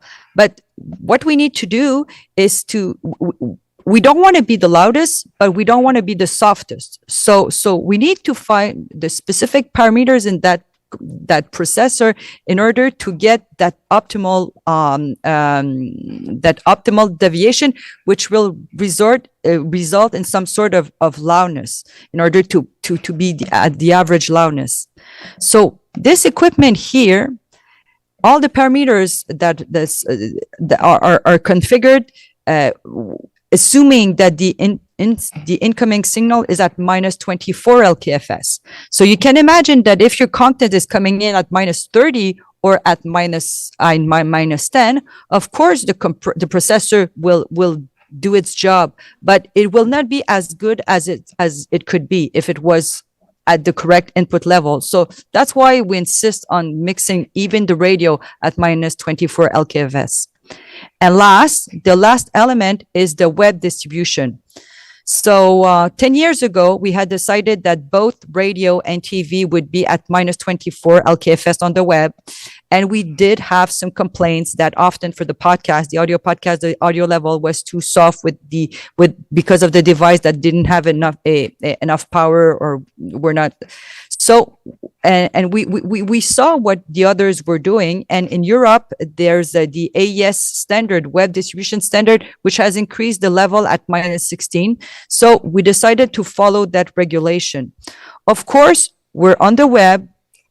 There's no standard on it, but at one point we need to decide. We cannot just throw anything there. So the decision we took at CBC here would be that video and audio would be at minus 24.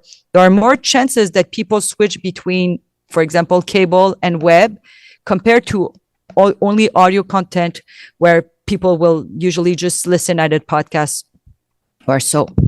So now I'm giving the mic to François. Hi, thank you, Julie.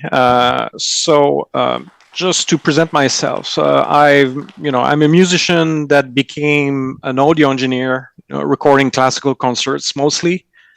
I've done a few CDs and I work for radio. So I'm going to talk about radio and loudness and how it relates together. Julie did a really good job about explaining the standard, but how it actually works for us on the radio.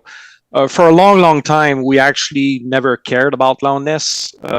We knew that it was something that existed for TV people, and we were very happy to stay with our peak meters and PPMs, right?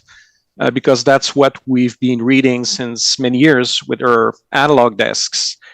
And then at some point, it was decided that radio and TV would have the same standard, which makes a lot of sense, especially in a company like CBC Radio-Canada, because we're exchanging a lot of content, news especially, between TV and radio. And before that, we actually needed to, have processors that made sure that the levels were pretty much the same on both platforms. So when loudness came to radio, it was mostly a matter of having a unified level throughout the whole company, right? So they brought us, these rules. We actually don't follow the standard quite closely on the radio side, meaning that we don't have loudness meters in all studios. In the newer ones, we do, but in the old ones, they're still relying on PPMs and VOs, and that's fine. When people are sending content to us, well, we ask that they stick to minus 24 and they limit their peaks at minus 10. The reason we limit peaks at minus 10 on the radio side and they don't on TV is because our delivery medium is mostly aimed at people listening in pretty bad environments, right? In cars, kitchens, stuff like that, on the bus maybe. So we're trying to reduce a bit the range of the content. Otherwise, the processors won't be able to handle it properly. So since Julie mentioned the processors, I'm going to talk about that especially. So imagine like all content now is produced at minus 24, which is a really great news for people like me adjusting the processors, because it means that we have a pretty constant level hitting the equipment. Before that, what we had to do is have AGCs that would ride the level to make sure that we were attacking the rest of the chain at a consistent level. It works pretty good with, pop music and stuff like that. But if you imagine the Ravel's Bolero, well, that meant that the snare drum at the very beginning was as loud as the very end of the piece, which is not what you want to have. But if you're dealing with very different levels coming into processors, you really don't have a choice. So now that the levels are consistent, and that's the important point here, it has to be consistent, then we can relax the processing. The thing is that, with FM radio, it's an analog system, like, the old standard television had. Loudness does not exist, right? So the signal to noise ratio is not that good. We can't have the same dynamic range they have on TV. So we still have to squash this level pretty hard to make it, work.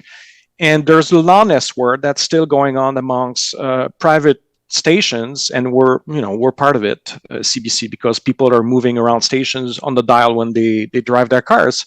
We get the request that CBC should sound as almost as loud as the other stations, which doesn't give us a choice but to, and squish the signal quite a lot, which means that regardless of what you send it, so if some people in the room are, mixing songs, CDs and stuff like that, well, regardless of what you do, pretty much, there's going to be tons of processing afterwards for FM radio, and the processors will actually take care of doing EQ so that the sound signature will be consistent throughout the day.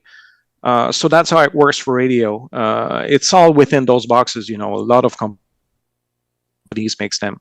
And imagine, if you're doing mastering for an album, well, the way we have to adjust those processors is basically doing mastering for works that we've never heard yet, right? And the mastering is pretty fixed throughout the day. We can do a bit of scheduling, meaning that, during the day, we aim for a louder sound because we're, it's especially on the French network, it's DJ shows that we have. And in the evening, when it gets to jazz and classical music, then the processor will swap profile. So there's less processing, which means that we're a bit less loud when you compare our signal to other private stations. But then it doesn't matter as much because listeners that are looking for jazz and classical music probably won't be switching to a pop station right away. So that gives us a chance to give more headroom to the signal. So, for radio, loudness still doesn't exist. I wish it did, because then we would actually have a much better signal, a much cleaner signal, especially for classical music. But for now, we're still in the analog world, and except for HD radio, which I'm gonna keep aside for now. But yeah, so that's the current state of things for FM radio. So when you're doing mixing music and stuff like that, actually don't think too much about it. Do as you always did, and that's actually what we had to tell our operators. We have a lot of engineers, doing music for radio at our station, and they're used to do their mastering close to 0 dBFS. Their thresholds on their equipment, they're used to specific levels, right? So when you tell them to mix at -24, all of a sudden it's like, well, what am I going to do? My thresholds are all different. My equipment is maybe behaving differently. So in those cases, we just tell them, well, mix the way you always did, right? And just scale your content afterwards so that it fits our standard inside the building. So that was just my little contribution to talk about radio, but I'm going to hand off to whoever's next, actually. Sorry.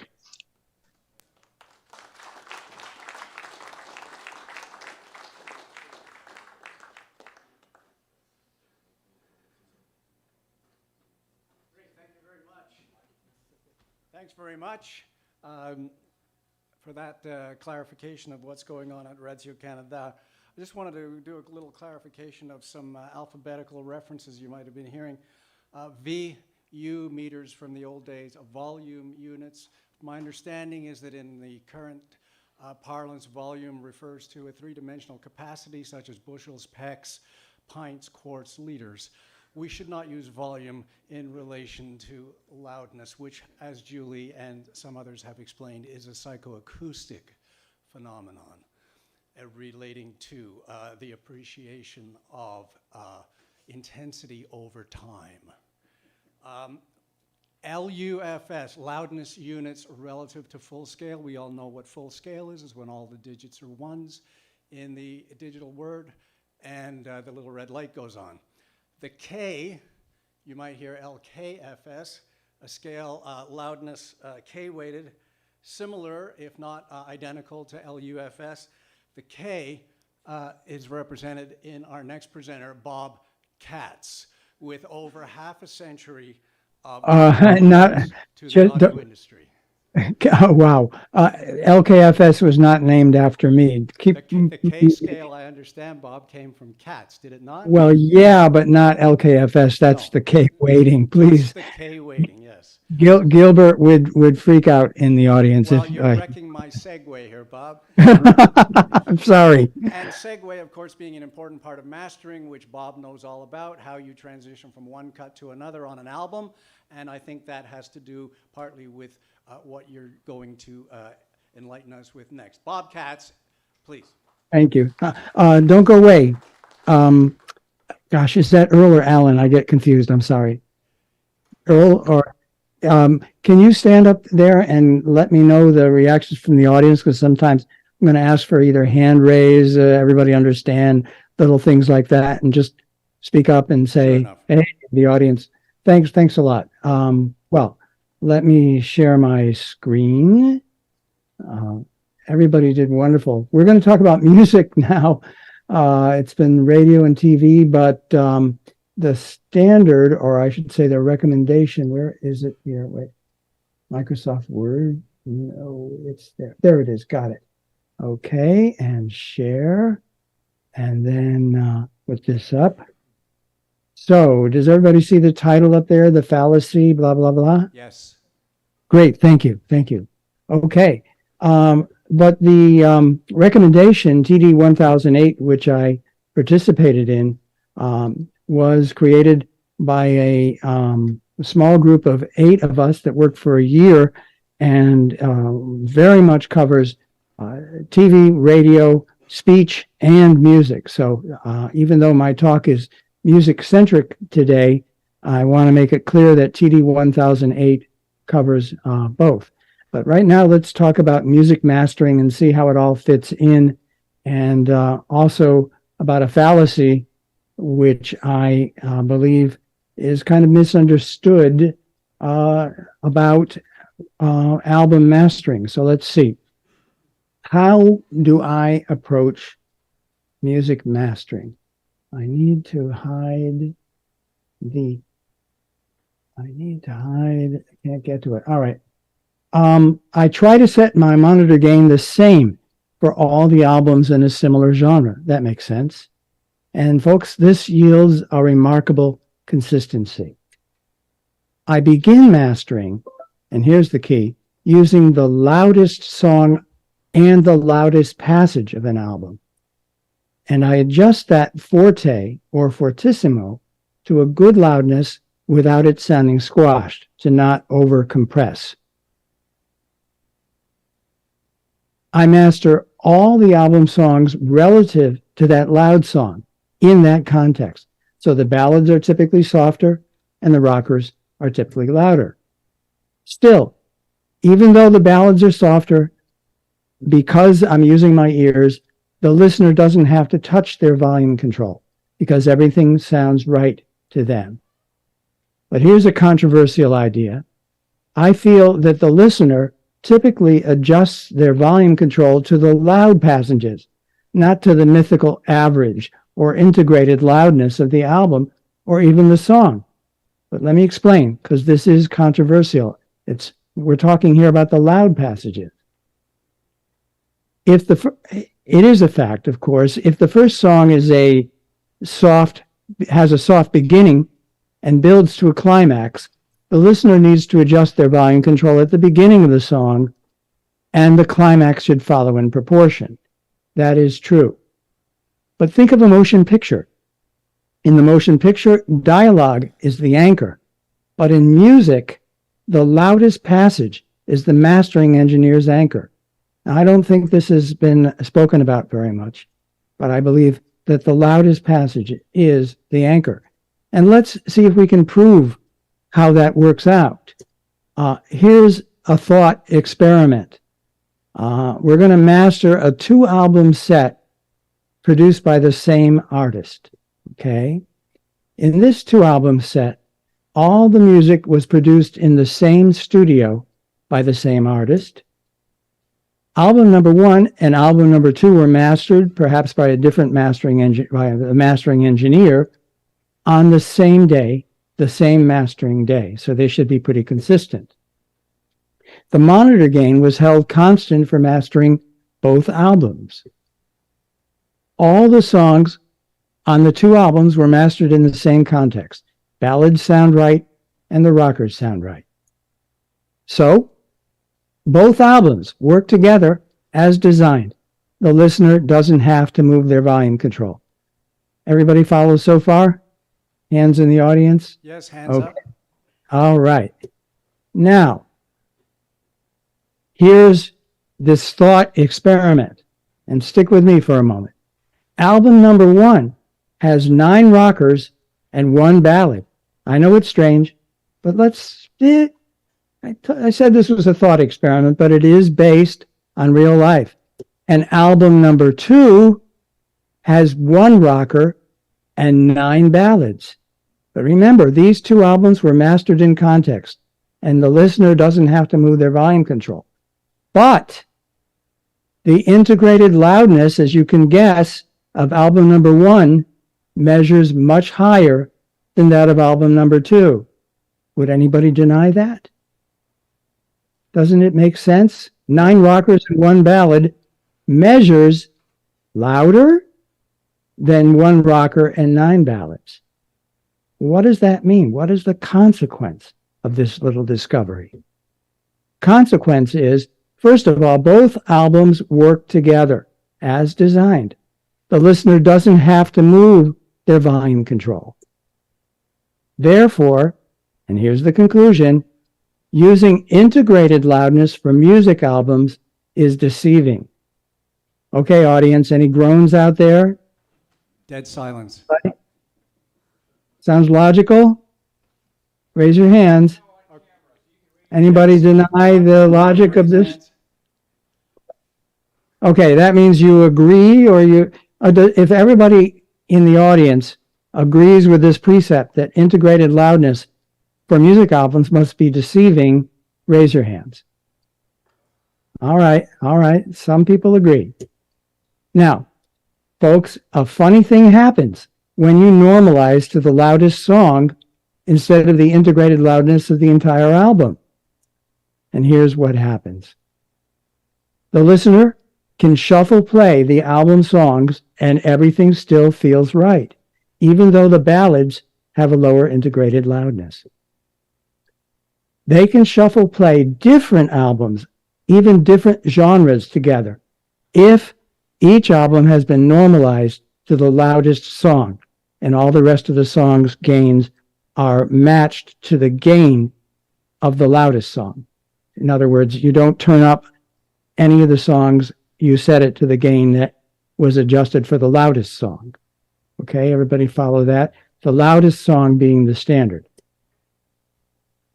It is also true that the more dynamic the music, the more important it is to normalize to the loudest passage. If it's really squash material, it hardly matters whether you use integrated loudness or loudest song. But if it's a dynamic album, it's really important to normalize to the loudest passage. And here is another concept that I think people haven't thought about too much. Track by track normalization is upward compression by linear amplification. Because when you bring up the soft songs, things sound wrong. If I took a Frank Sinatra big band album, which has quiet ballads and loud full band songs, and I turn up everything to the same target, it's going to sound wrong, which means that any music service which does not use album normalization by the loudest song is compressing the music. It's as good as having a compressor by a volume control, just turning up the gain, which is compression, shall we say, linear amplification, but it is compression. So that's why the music people in the committee that I participated in came up with AES recommendation TD 1008. Now that's too much for me to read, so let me just read an excerpt from TD 1008. Oops, I went backwards. Okay, come on, there we go. So let's just find an excerpt from TD 1008. The first excerpt: when operationally feasible, it is strongly recommended to use album normalization, even when playing tracks outside the album context, even shuffle play.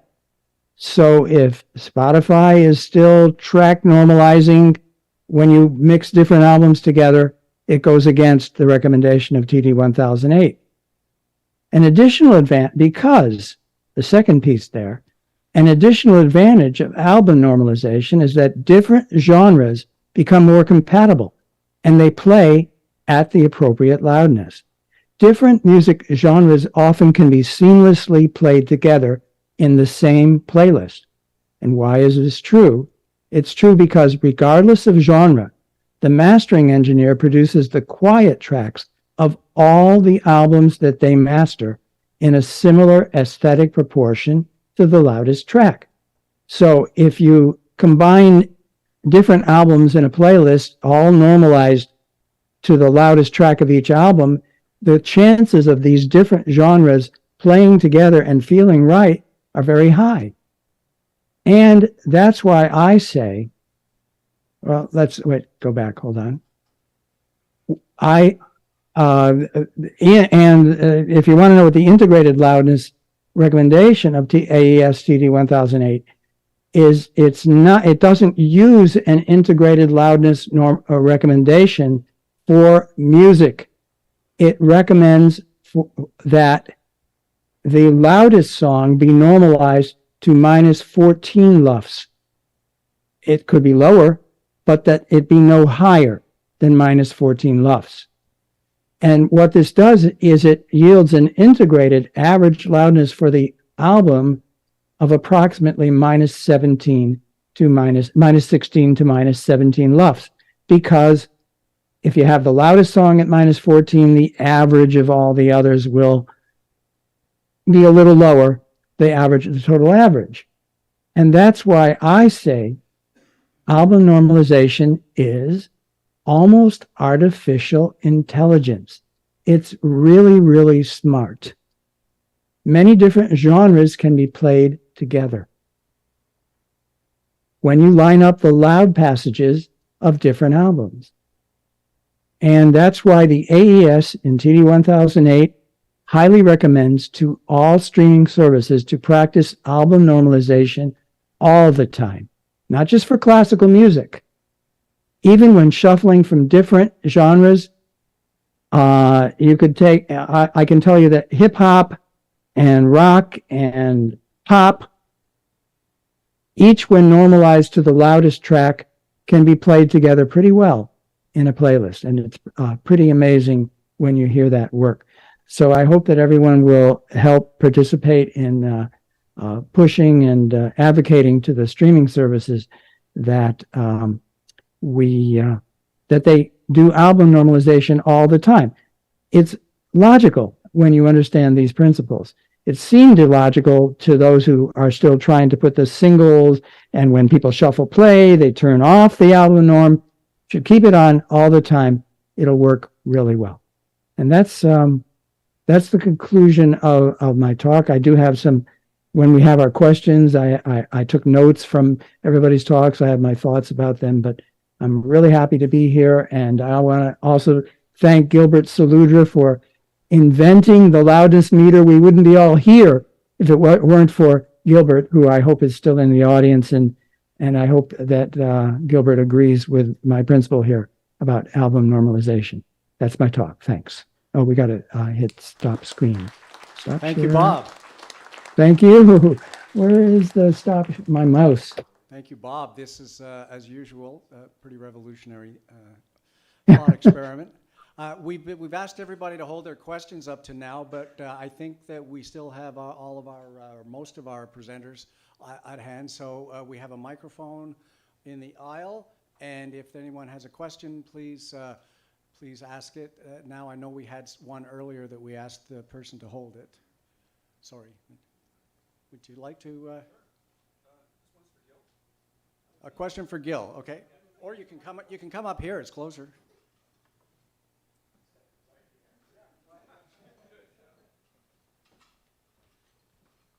Hi. When you designed your loudness meter, you were basing it, I believe, on a modified B curve. Is that what I heard? That's the name. Come on, right beside me. Well, otherwise it doesn't go to YouTube. Yeah. So the question, I guess, is the RLB, was it based on a modified B curve? So you know the A weighting, B and C. Yeah. Yes and no. Okay. So there's a B in there, so I'm led to believe that, yeah. So no, so, okay. So years later, I revealed the secret about the naming of RLB. Okay. So I'm going to do it again to you. So RLB is called Revised Low Frequency B Curve, and for years engineers came up to me and go, what the heck does that mean? When I was accepting my ME, I pointed out that actually RLB was merely the initials of my wife. At the time. So it was one of these things, and I told this story at the when I received the Emmy, standing up here at the podium, and it was Canadian summer, and I was working on this paper, and she said, "Quit working on that. I'm at home working on the weekend." And she says, "Let's go golfing or go out or whatever." And I said, "I can't. I got to finish this paper." And she says, "Well, say something nice about me in the paper," jokingly. And so while I'm working on this equation, I just put RLB. And then I spent way more time trying to figure out an acronym for RLB. And I came up with Revised Low Frequency B Curve. So that's why I say yes and no. Well, that makes sense. Okay. Thank you very much. Yeah, well, thank you. This sounds planned. You heard it here, folks. While we're getting our questions in order, I have one to Bob Katz. Bob, given that someone's CD changer may have a bunch of discs recorded hot, -8, -10, and that I'm looking at putting stuff out on the streaming services with the loud passages targeted around -14 and then the rest of it, you know, -16 and -17. You know that that's not going to sound great on a CD next to what's coming out of the pressing plant. So what do I do? Do I make a separate louder master for the CD, or do I just do the one that's aimed at -14 and then the client listens to the CD and says, this is nowhere near loud enough? What do I do? Do I make two masters or not? I actually prepared an answer for you, and I typed it up. If I can find where notes appears, where's notes? Notes. There, notes? Oh, merde. I'll just have to read it. Okay, yeah, CDs have no standard. I personally master most of my music with around -14 to -16 LUFS integrated. And the majority of my enlightened clients are happy with that. But yeah, there's a lot of squashed and distorted stuff being mastered. And yeah, it sounds wimpy after the streamers turn it down. Maybe the creators will learn eventually. Now, for the kind of music that I work with, a lot of jazz, a lot of classical, a lot of rock, I haven't had an issue. But in the pop field, yeah, there's a lot of competition that you might have to produce the CD master differently. But CDs have died. Don't you remember that? CDs are no more. So I think that that's kind of an old question at this point for you all. Now, just deal with streaming, and since Spotify is very close, let me hit this button to stop sharing the screen. I can't stop. I've got the share screen thing on the top of my my picture, and I can't get rid of it. Okay, so since Spotify is at -14 right now, and Tidal, Apple are at -16, they're close enough, so I don't think you'd have to worry. If you have a pop client and they say, hey, it's not loud enough because they're not listening to what the results are, and you spend 10 minutes explaining to them, you know, when it gets to Spotify, it's going to sound wimpy, it's going to be turned down. You have to do what the client insists on and mess it up. That you have to do it. What can I say? Bob, the 2022 figures from the International Federation of the Phonographic Industries that show the music industry worth about 26 billion US shows that 67% of those revenues come from streaming, which is about 2/3 or 4/6, and 17.5% come from physical media, which is very close to 1/6. So yes, CDs are declining, but we're still looking at 4-to-1, like 1 to 4 rather, at a ratio.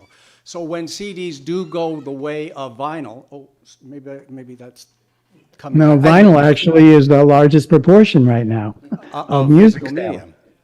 What was really interesting, just as a side note, is that downloads are down to 3%. So nobody wants to download stuff onto their own storage, which was interesting. But still, you know, CDs still do account for 1 in 4. However, if you look at companies like CD Baby, they'll tell you that 2/3 of the physical CDs that they ship to their clients, the shrink rack is never opened.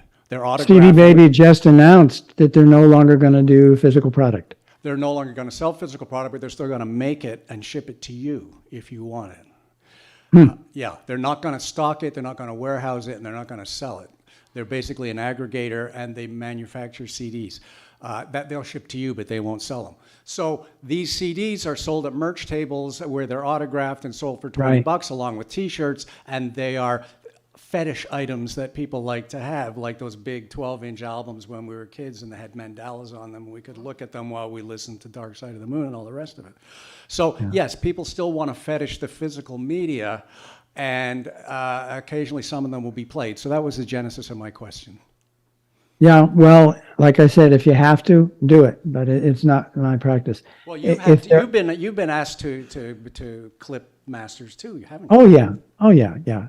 Sometimes the thing is, I knock on wood, cross fingers, whatever. The people who come to me are people who appreciate what it is that I do, and the ones who don't come to me are the ones that I lose. But they may come to somebody who's going to squash and distort it, and I don't have to hurt my ears while I'm mastering. So maybe we have a restatement of the biblical injunction that no one can make two masters. Or something like that. Okay, I want to mention, as long, it's 9:25. I don't want to dominate the talk here, guys, but let's just see one thing. Sometime I want to talk about Spotify's. Somebody in the talks talked about Spotify. If you turn it up, if you bring it, Spotify will turn it up and overload. So keep it down.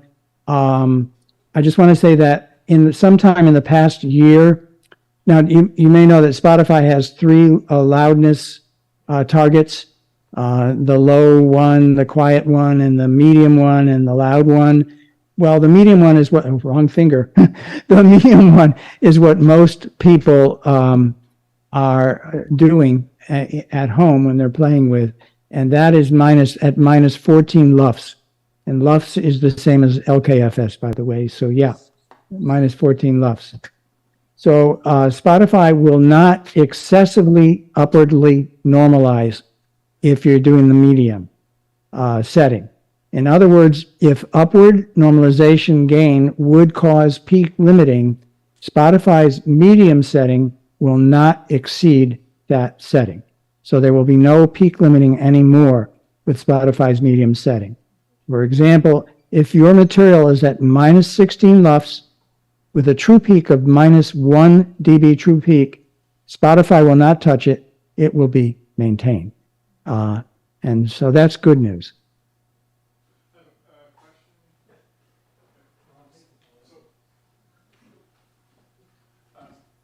just for my own clarification, I believe that's also the case with Tidal and with Apple. They will not go Right. into limiting to bring the Tidal practices album normalization and and a very progressive target which matches TD 1008 all the time. Apple, let's clarify one more thing. Somebody mentioned that Apple will have normalization on all the time. What they unfortunately announced is that soundcheck is on by default only for new Apple devices. So they still have normalization turned off for older devices. So it's going to take some time for normalization to fully take place in the Apple ecosystem. And that's most unfortunate. Question. The camera is coming around. It's along the same theme here. We were talking about the various normalizations. I just want to make sure everybody's aware that YouTube will do downward normalization, but not upward. That is true. So if you if you submit material that's set up to -24 LUFS, which was one of the suggestions here for mastering, your material will actually come out 10 dB cold. And if you want to verify how it's actually coming out on any of the YouTube videos, you can right click and look at stats for nerds, and it shows you what it's done to the loudness normalization. Yeah. So it is something to be aware of, that not everybody is going to. So the strategy of mixing to -24 and allowing true peaks of -10, you think that you're doing the right thing. For that particular streaming service, that won't work out. Can I just clarify that? Yeah. Yeah, so you have to make two masters, one for YouTube and one for broadcast. Just to clarify, in the mixing suite, we would do that. The idea is that as it gets distributed to YouTube, it does get bumped up to their loudness through a scaler before it leaves the building. That's the intention. I know you guys do, but unfortunately Mike had to leave. I see a lot of CTV content that's sitting at -24 out there. But it could be an awareness issue. But I do find it kind of puzzling, though, that if we're going to start shooting for -14, -15 LUFS of what I will call dynamic range, because implicit in a -24 LUFS average and a -10 true peak, you've moved your dynamic range, your maximum, down to 14. I thought one of the arguments for ending the loudness war was to allow the quality of the content to improve, and that's forcing it. At 14, everybody's got to do some limiting. Like you're just not going to get the full dynamics in. So it seems a little counter on that. Yeah, regarding that, if I can quickly say, TD 1008 is looking towards the future of metadata in the same way as the gentleman spoke up about a couple of talks back. So they're trying to be future-proof, and ultimately we're hoping someday that music will pull down also to a target of -24. Yeah. So everything will be. And if I can just speak to the hope is that most of the time we can get away with one mix at one level. Yeah. There are certain types of program, the sort of bigger full-length documentaries and things that demand a wider dynamic range. I wouldn't advise doing a -10 true peak on that kind of content. Right. I would advise processing a secondary mix if you know it's going to go somewhere else. Like if you want it to be big and beautiful, you make it big and beautiful. I remember in one of my first discussions with the folks at Discovery Channel, when I had done a bunch of mixes for a really big, beautiful documentary series called, it was in conjunction with the nature of things. And there were many, many wide dynamic range scenes, and we got our mix rejected by Discovery Channel.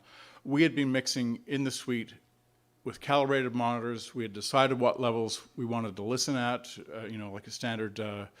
In those days, this was before everyone had adopted the RP85, monitoring levels and so on. So we calibrated everything to around 82 per box, mixed 5.1. Everything sounded fantastic in our suite. Discovery Channel rejected it, and I remember having very heated arguments with them that no, we weren't going to limit our stuff and bring up the stuff that was down below -27 just to make things look good on a meter for them. And then we went through this whole process, which was a big learning curve for me to understand that not everybody's going to be listening in a home theater that is perfectly set up, and this is the reason why we have the limited dynamic ranges. But again, yeah, if you know it's going to go somewhere where it may be listened to with a wider dynamic range, and for that kind of appeal, I would definitely do 2 mixes for that.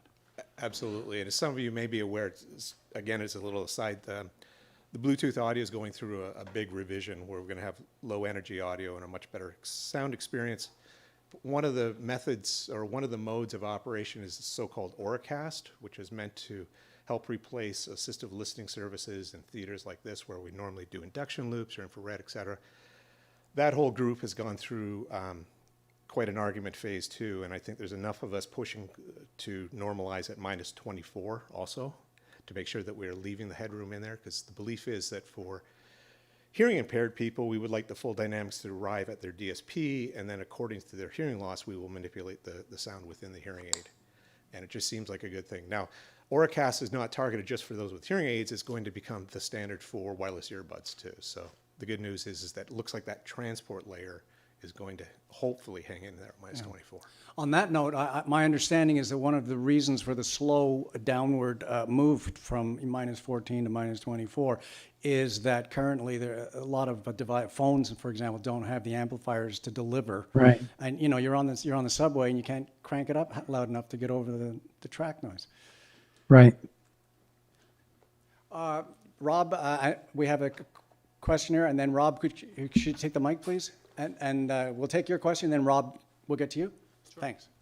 Yeah, I was just gonna kind of ask the opinion of the panel on kind of how we're seeing a lot of studies of young people, 18 to 25, who are listening or who are consuming media with almost entirely with subtitles on, and wondering if there's any opinion on how this 10 years of loudness is sort of coming to pass with that generation of people who are consuming it completely differently. Do we have an opinion on if there's a relationship there, or if that's something outside of that completely? Like it could be a million things. It's just an interesting I asked that question idea. to Rex Banks, who's a physician at the Canadian Hearing Society, well, audiologist at the Canadian Hearing Society. He said the largest contributor to hearing loss in young people is improved battery life. Are you talking then about dialogue intelligibility, which is an interesting topic even for those of us with normal hearing? Yeah, you could get definitely. into that. Yeah, because it's Okay. It's about like we're hitting this number, like we've talked about a number of times. We hit this number almost irregardless of the content inside of that. Yeah.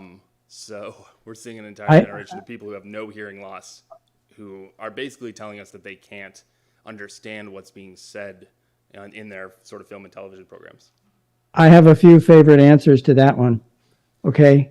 Number one, misuse of the center channel. You find people at home with two speakers and the center speaker is not in use, and they forget to turn off the menu in their receiver that says that there's no center channel, and also the downmix from 5.1 to mono doesn't, I don't think it works very well. I hate this single release format idea. So misuse of the center channel, it should be used a lot more, I think. And when it is, dialogue intelligibility goes up. The second thing is processing. I think that excessive broadcast processing reduces intelligibility. Okay. Anybody else? Just yeah, because like we're seeing like 60 to 80% of people are insisting on watching everything with subtitles. Like not just your Chris Nolans and things like that. They're watching everything with it. You can have an AV receiver that's not calibrated properly. Can you get you a microphone? Rob? Yeah, but I'm just wondering because like we're saying 60 to 80% of people have like a user error problem or a user, like it's kind of a cop-out for technicians to kind of blame a huge quantity of a population. If you're like that. multitasking, you can read a line of dialogue in a split second that takes 3 or 4 seconds to deliver it, so you can see the dialogue and then go back to the other thing you're doing and then come back to the movie. You know, maybe there's that. No, I love the opinions. It's totally just an open Well, question of like, because that statistic blows me away. It's like, because I can't stand subtitles, so it's like I'm on the opposite side of that. There's a thing too, if you look at French movies, if you compare French movies and American movies, a lot of times in French movies, I'll actually turn on the subtitles, especially when I'm listening in a noisy environment. And the reason for that is that the French don't use ADR as much as the Americans do. And now I'm just making an hypothesis, but I think with the improvement of wireless mics and pickup systems and cleanup technologies for dialogue, it might be because Americans are using less and less ADR. So it's a good thing because they're using the natural capture of sound. But then that's probably harder to listen to than someone doing ADR in front of a fixed microphone. Like reality TV. We have an okay bedroom system. It's not terrific, but it's reasonably decent, and I EQ'd it the best possible. I'd say for both my wife and I, maybe 10% of the shows we watch, we turn on the subtitles because of intelligibility issues. And we have a good center channel, so I think we both have normal hearing, so there may be some issues. I'm talking about in broadcast, the major networks, the way they come down to us, they're highly compressed stuff. I'm sorry, a lot of processing. And there we often turn on the subtitles, but for HBO, Netflix especially, Stars, you name it, the ones that are not processed, we rarely have to turn on the subtitles. I'm just going to jump in here, if you don't mind. Interestingly enough, I had this discussion with my kids at dinner last night because they were saying, they're both adults, and they were saying that they have subtitles on constantly. They knew I was coming here to give the talk. I was assuming a lot of it has to do with mixing. The dialogue is just mixed lower. What occurred to me in this discussion, though, was what has changed in the past. One thing that may have changed is probably, and other people in the room will know much better than me, the majority of content now is mixed or recorded and mixed as multi-channel. Right. My kids aren't watching it on with a home receiver and a home theater. No, they're watching it on a portable device, right? So somewhere in there, that's being down mixed. So some of the down mixers try to do a binaural if you're wearing earbuds. So is that binaural processing actually, causing some issues in terms of perception? And if it's just down mixing to regular stereo, well, there is something that's not thought about too much, but it's spatial masking. Yep. And that's the cocktail party effect, right? Is like I can pick out something over there, but if there's somebody also talking and they're in the same location, that person is that noise, the person who I don't want to hear, interferes more because they're spatially co-located. Yep. So now if we're down mixing, when we're down mixing from say 5.1, 7.1 to 2, well, the down mixers probably want to retain energy and level and all that kind of stuff, completely ignoring anything like spatial masking that would happen. Just a thought. You need a special mix for stereo and mono, and I think broadcasters are in denial about that. They want a single 5.1 or Atmos and let it happen at the receiver, and intelligibility suffers. Yeah, if I can just add to that, it used to be the case that the stereo mix was always a separate mix from the 5.1. CBC English broadcast only uses one mix. It's the 5.1 feed with the metadata doing the down mix at the set-top box. So we publish in our broadcast standards and our delivery standards at CBC exactly what those fold down parameters are, and you're expected when you deliver your mix to have basically set your balances in stereo, checking in mono, making sure that you still like it as much as you possibly can in 5.1. But when I'm working in the studio, my final balances are always set on a pair of Oratones or equivalent at relatively low level to make sure that the dialogue is still clear, using those fold down parameters. That's how that works. And then when you bump it up to proper playback level for the suite, according to ATSC RPA 85, like in a room like I'm mixing in, it would be 76 dB SPL per box. It sounds fantastic in 5.1, but I know it'll still work in stereo. But you do have to pay really close attention to those parameters. I wonder how many people follow that approach. Everybody that I work with does. I don't know. For me, the elephant in the room is the fact that we started out with the idea that we're going to solve a bunch of problems with loudness and the loudness wars, etc. And then when the slide came up there to show all the different streaming services having completely different standards, and I'm thinking to myself, okay, yeah, I'm an old school guy. I watch a little bit of live sports and and news. And pretty well all my other content is over the top. My kids, it's all over the top, or YouTube. So really for the current generation, we're back where we were 15 years ago. Is there any discussions at all at a higher level, at a standardization level, where the Amazons and Netflixes and YouTubes of the world are going to get together and do what had happened already with television? Thanks.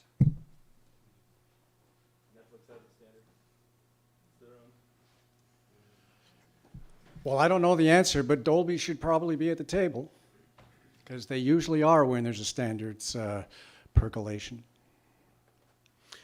My question. Go ahead. Yeah, my question is in regards to the K weighting filter that's being used. It aggressively filters low frequencies. For instance, there's about a 30 dB drop from 1 kilohertz to 200 hertz. Could that also mask out the low frequency speech, perhaps, which is contributing to speech intelligibility, if the filter is that aggressive in the low frequency area? And that's one of my questions. My other question would be, are we taking into account the nonlinearity of the human ear with equal loudness contours? I notice that's not been mentioned at all. It's just a K-weighted filter that we're using in our calculation for loudness. So the RLB filter, which is the low-pass portion of the, because there's two parts of the filter, right? One was a high-frequency shelf, and then there was a low-pass filter. High-pass filter. And it's not as aggressive as your, yeah, the numbers maybe weren't clear on the screen. It's very lower frequencies and below my fundamental for speech. So I don't think it would be affecting intelligibility. But we're not measuring according to the nonlinearity of the human ear, then, using equal loudness contours the way it's done in. Can I address that? Yeah.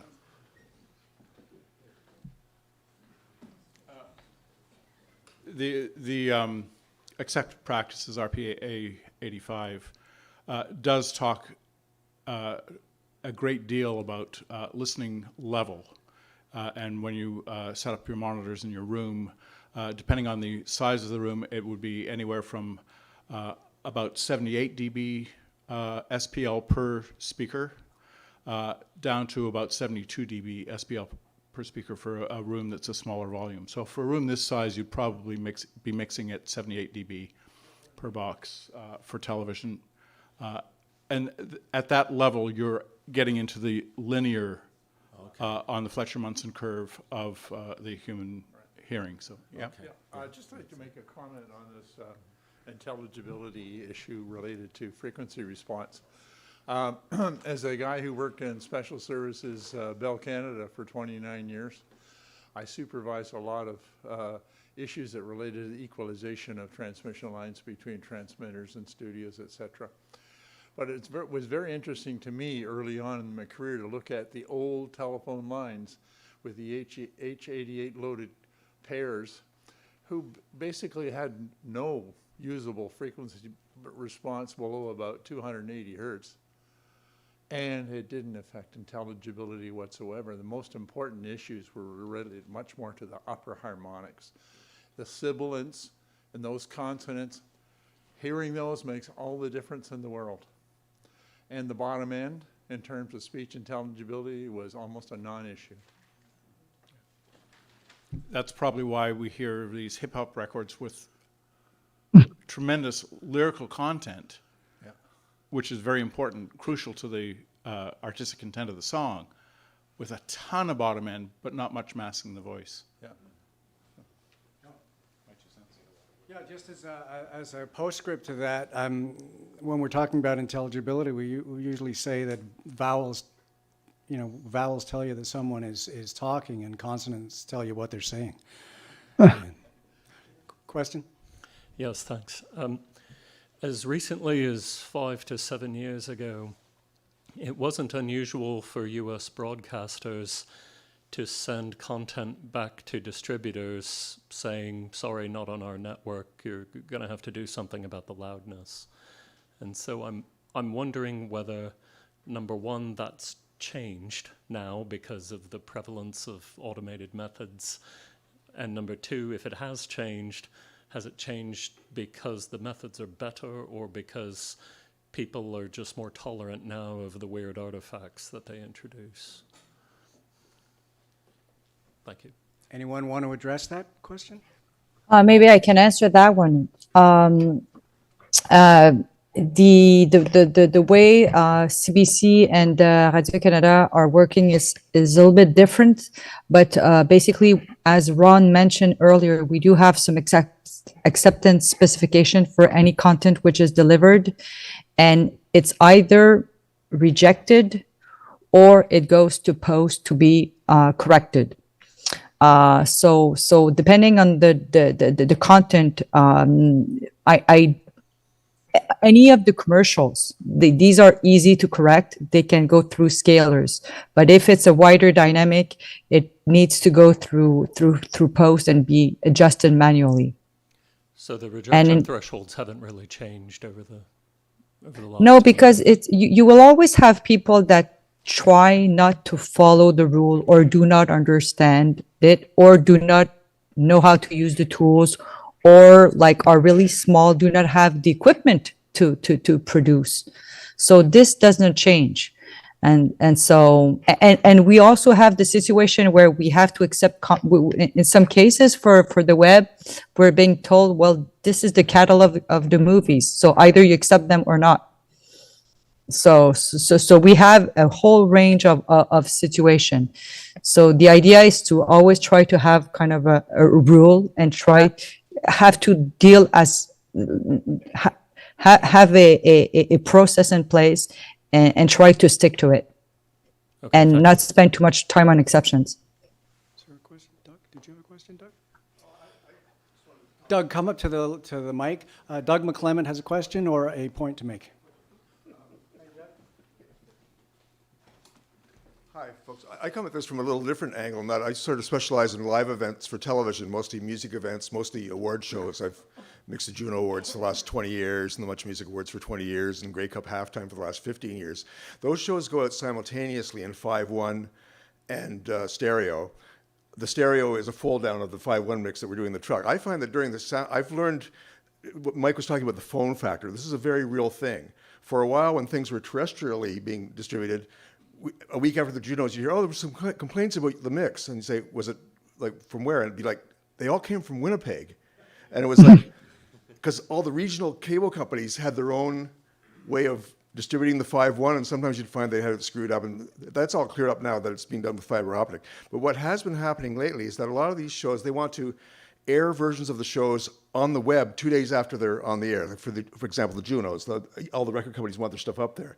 I had assumed that they were taking our 5.1 mix and the fold down that was being done the night of the show, the CBC was doing this, and putting it on their GEM channel or their web channel. But it turns out, so I came home after the Junos in March, and a couple of days later tuned onto the web to see what my mix sounded like on the web, and it didn't sound anything like it did in the truck. The vocals were way down relative to the band, like seriously down. And I was very upset, because we spent hours on these sound checks trying to make it sound amazing. And it turns out that however they're loading the stuff up onto the web after the fact, that algorithm is different than what was happening in the trucks the night of the show. And so one thing I've learned on the live show is that I check both the surround mix and the stereo mix during the sound checks, the 2 or 3 days of sound checks, to make sure everything's kind of working in both. But when I'm actually on the air, when the show's going out live, I'm only listening in stereo. Because I never get nobody ever phones you up after the show and says the vocals were too loud, ever. But if they're 2 dB too quiet, the phone's ringing off the hook. Like my mom's saying, Celine Dion was up and I couldn't make out what she's singing. And when my mom's complaining, that's a problem. So you know, like nobody's phoning up and saying, "Oh, the floor tom's too loud." But you know, it's all about the vocal. Either people are moved by the message that the singer has, or the emotional content of the singer. So the singer has got to be the king of this thing, and it's depressing. A lot of our problems are as a result of down mixes from 5.1 to stereo, and I know that has very little to do with what we're talking about tonight, but it is a loudness issue, and the message has to be the king, and so it's frustrating after the fact that things can change after it's left to your control, you know, and then that's a frustrating thing.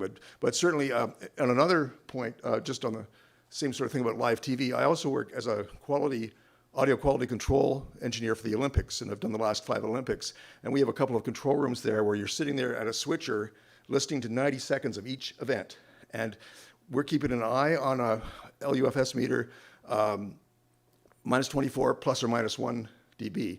And if any of those venues is exceeding that, we're on the phone to the guy in the truck, like immediately, like during the event while it's going down.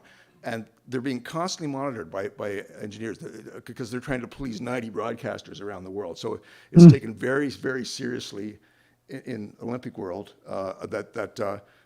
ever since London, I guess, they've been trying to keep all that stuff even, and it's really helped the overall sound of the broadcast. And just one last point for Bob, not that this has to do with loudness, but the great mastering engineer from Toronto, Peter Moore, gave a guest lecture at a school that I teach at, and one of the students put up his hand and said, "Peter, can you do your own mastering?" And Peter said, "Well, let me put it this way. You can cut your own hair, but everybody will know."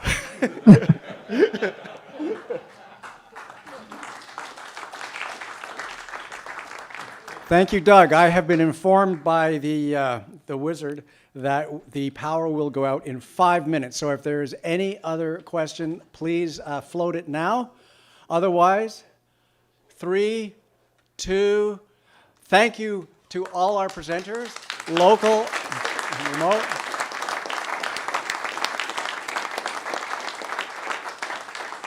It's been a terrific evening. I'm not sure I haven't answered my question, but I feel great about it.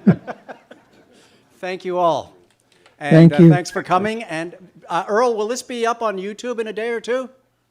Yeah, it's got some issues, but it'll be there. Okay, so please, I'll give you Earl's phone number to phone in your complaints about the YouTube audio. And we'll see you next time. Thanks, everyone. Thank you. Bye-bye. Thank you. Thank you.